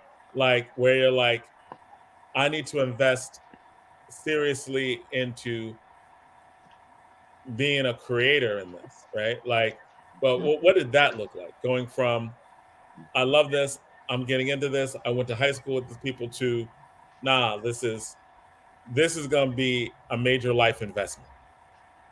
So I was a dancer first, you know, like the dance coming from Jersey, house music, but mixed with the hip hop. You know, I wasn't I wasn't a great break dancer. You know, I could do a little electric boogie, but when it came to that Jersey house, I did my thizzle. I was the king. I was the king of the cipher. So And when that hip house came in, boy, Jungle Brother. Oh Lord have mercy. Tunnel, the Palladium, Roseland, Studio 54, Mars. I was in it. So like I was a big New York head. Like, yeah, I'm from Jersey, born and raised. Jersey to the day I die, no doubt in my heart. But I needed to be in the city. I caught a taste of the Fun House in 1984 when I was what, 15. Christmas, walk up in the joint, blew my mind. When he's supposed to be, I was too young. I'm up in the building.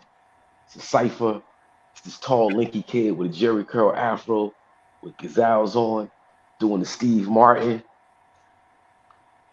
A little later on, that same kid gets up on the stage. It's Dougie Fresh. He brings up Slick Rick and they do Lottie Dottie for the first time ever. It's like that type of thing. I had to be in the city. So I used to go over when I was 17, 18, when like kind of took the foot off my back a little bit, like spread my wings. I was in the city. I would go to Club 88 and then hop on the 77 bus and be in the city by 12:31. I was there at 5, 6 in the morning. Had to do it. How old were you during that? How old were you? 17, 18, 19. Okay. I was supposed to go to Texas Tech, got accepted to Texas Tech. I'm sorry, I'm actually babysitting right now, me and my wife, over a friend's house babysitting. So I gotta keep that. But I was supposed to go to Texas Tech, and I was the summer before, I was in the clubs every Saturday. Actually, I was a camp counselor up in Newton, New Jersey. On my day off, I take the bus, head to the city, party all weekend, go back to camp. I'm like, man, I can't go to Texas. My guidance counselor, he picked up the phone, called up Wagner. Like, yo, a fine young man right here. Wagner's on Staten Island. He got me in there. I went to Wagner College and majored in Club 101. I majored in club with a minor in party. And the dancing thing, you know, dancing background for various artists, including Naughty by Nature, the group style, saw me get the money. But then when Naughty happened, I heard OPP for the first time in Dallas. I was sitting in a limousine as a background dancer. OPP comes on, and just the visions of them at East Orange High School as a rap group called The New Style, dancing background for them at the Apollo. The first KRS-One concert I ever went to, I took KG and Vinny, to see them really, really make it, to see that OPP video run constantly. I was like, all right, man, it's time to pick up the pen and paper, start getting serious with these bars, transfer the footsteps over the pen and pad. And that's when I started getting serious with MC. And just to piggyback off of what Hakim what he talked about with the whole house thing, that's another manifestation of hip hop for a lot of us, because I dealt with it primarily in high school. And then when I went away to Rutgers, there wasn't a lot of hip hop wasn't going on, but the house movement, that was going on. And so a lot of the creativity, a lot of the B-boys, a lot of the guys who pioneered house dancing, they were former B-boys.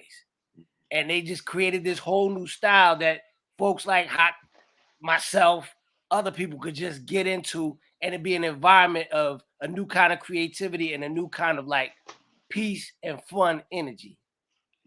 That was it.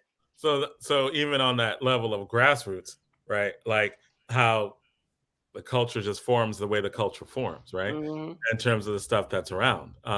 That is, I hadn't even thought of heard of that in terms of the hip hop house movement. That's real, yeah.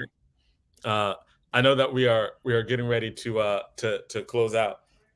In terms of our show, and we could go. I could go on and ask questions because your lives are very interesting. The things that happen are very interesting, and actually, and I think that in this 50th anniversary kind of thing, actually historical, right? Like, not saying we owe, but like your stories are actually very important in terms of what happened, how it evolved. Because I do want to start, like, I want to bring you back, obviously, right? Like, and have conversations about like where it went.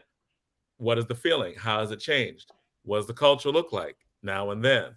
How does it evolve, right? So we asked a lot of past questions. Now then, like, Can I just hop in right fast? absolutely. So I just put out an album project called Aubrey. And the Aubrey album does just that. Talks about where we were at when we first came in contact with the culture, what happened and how we lost it, and the restoration of it. So I want to encourage everybody out there to go get the Aubrey album. Some of the bars I spit a little earlier from the Aubrey album. It was created to be a celebration of the original foundation of hip hop culture. So a lot of this conversation you'll find in that album. A lot of this conversation is right smack dead in that album.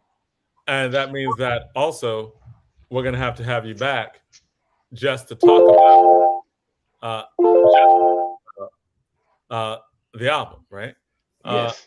And just to talk about what's there, because these are really important conversations to have and to continue to have as we are reminiscing and going backwards and going forwards at the same time. I'll let Well, Hawk, I know I was late and I know I missed a great segment, but I didn't know that you used to dance. Now, could you do a split like What? Could you do a split too? Hold on. Check this out. I want y'all to put it when we get off. Go to YouTube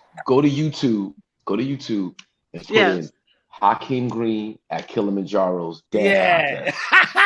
Okay. Is that where Ego jumped out in the audience? Yeah. Okay, I'm gonna do that. You're gonna see your man Hawk representing Jersey to the T over New York doing my thizzle. I lost to Big Les. Because I thought only Big Daddy, I thought only Big Daddy Kane could do the split. And the piggyback off of Hot in the whole hip hop house connection, there's a documentary called "Check Your Body at the Door" that gets into the movement. You get to see the moves and the dance as well. How hip hop really impacted house and the house dance movement. Mm-hmm. Nice. It's even like you say, where did house music start? Chicago or Jersey? And it's like house music has always been a part of my experience growing up in Jersey. I can't remember a time when it was not house music. So I don't know what all this is. Come on, you know what it is.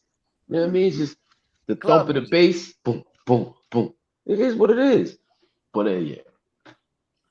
And that's so we have we reached this time, but this is exactly why I love having you on, because it's like just learning, right, and understanding. And DJ Rhino, I'm gonna let you have the last word. Last word. Tomorrow, twitch.tv/RhinoCMZ, 3 p.m. for the Saturday Shake Up. Check me out. I'm there every Saturday. That's it for me. Big ups. Peace to all my peoples. Happy 50th to hip hop. We're going to be celebrating all year long. You know what I'm saying? So, also, this right here, Tame One. We got Tame One merch out there. Shirts, posters. Make sure you place your orders at managermad@gmail.com. That's manager MAD@gmail.com. Place your orders there. Let them know what sizes you need and all of that. Got Tame One shirts and posters, different artwork, different designs, but it's all Tame One stuff. So get it now because it's limited. So that's it. Two things real quick, because I know we're trying to go because we're up against the clock.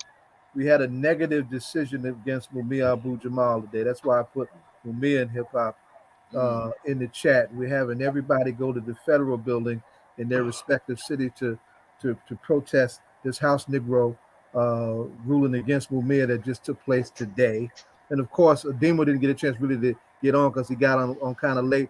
April 4th is the anniversary of the assassination of Dr. King. We're going to be in the streets 5 o'clock at the MLK Memorial on MLK Boulevard. We don't stop. All right, so thank you, our guest, Hakim Green. Thank you again for coming out. Marcus Reeves, thank you for coming out. Good stuff. Because again, I'm always learning from both of you. And yeah, Hakim, you need to do a book too. Yeah. I absolutely.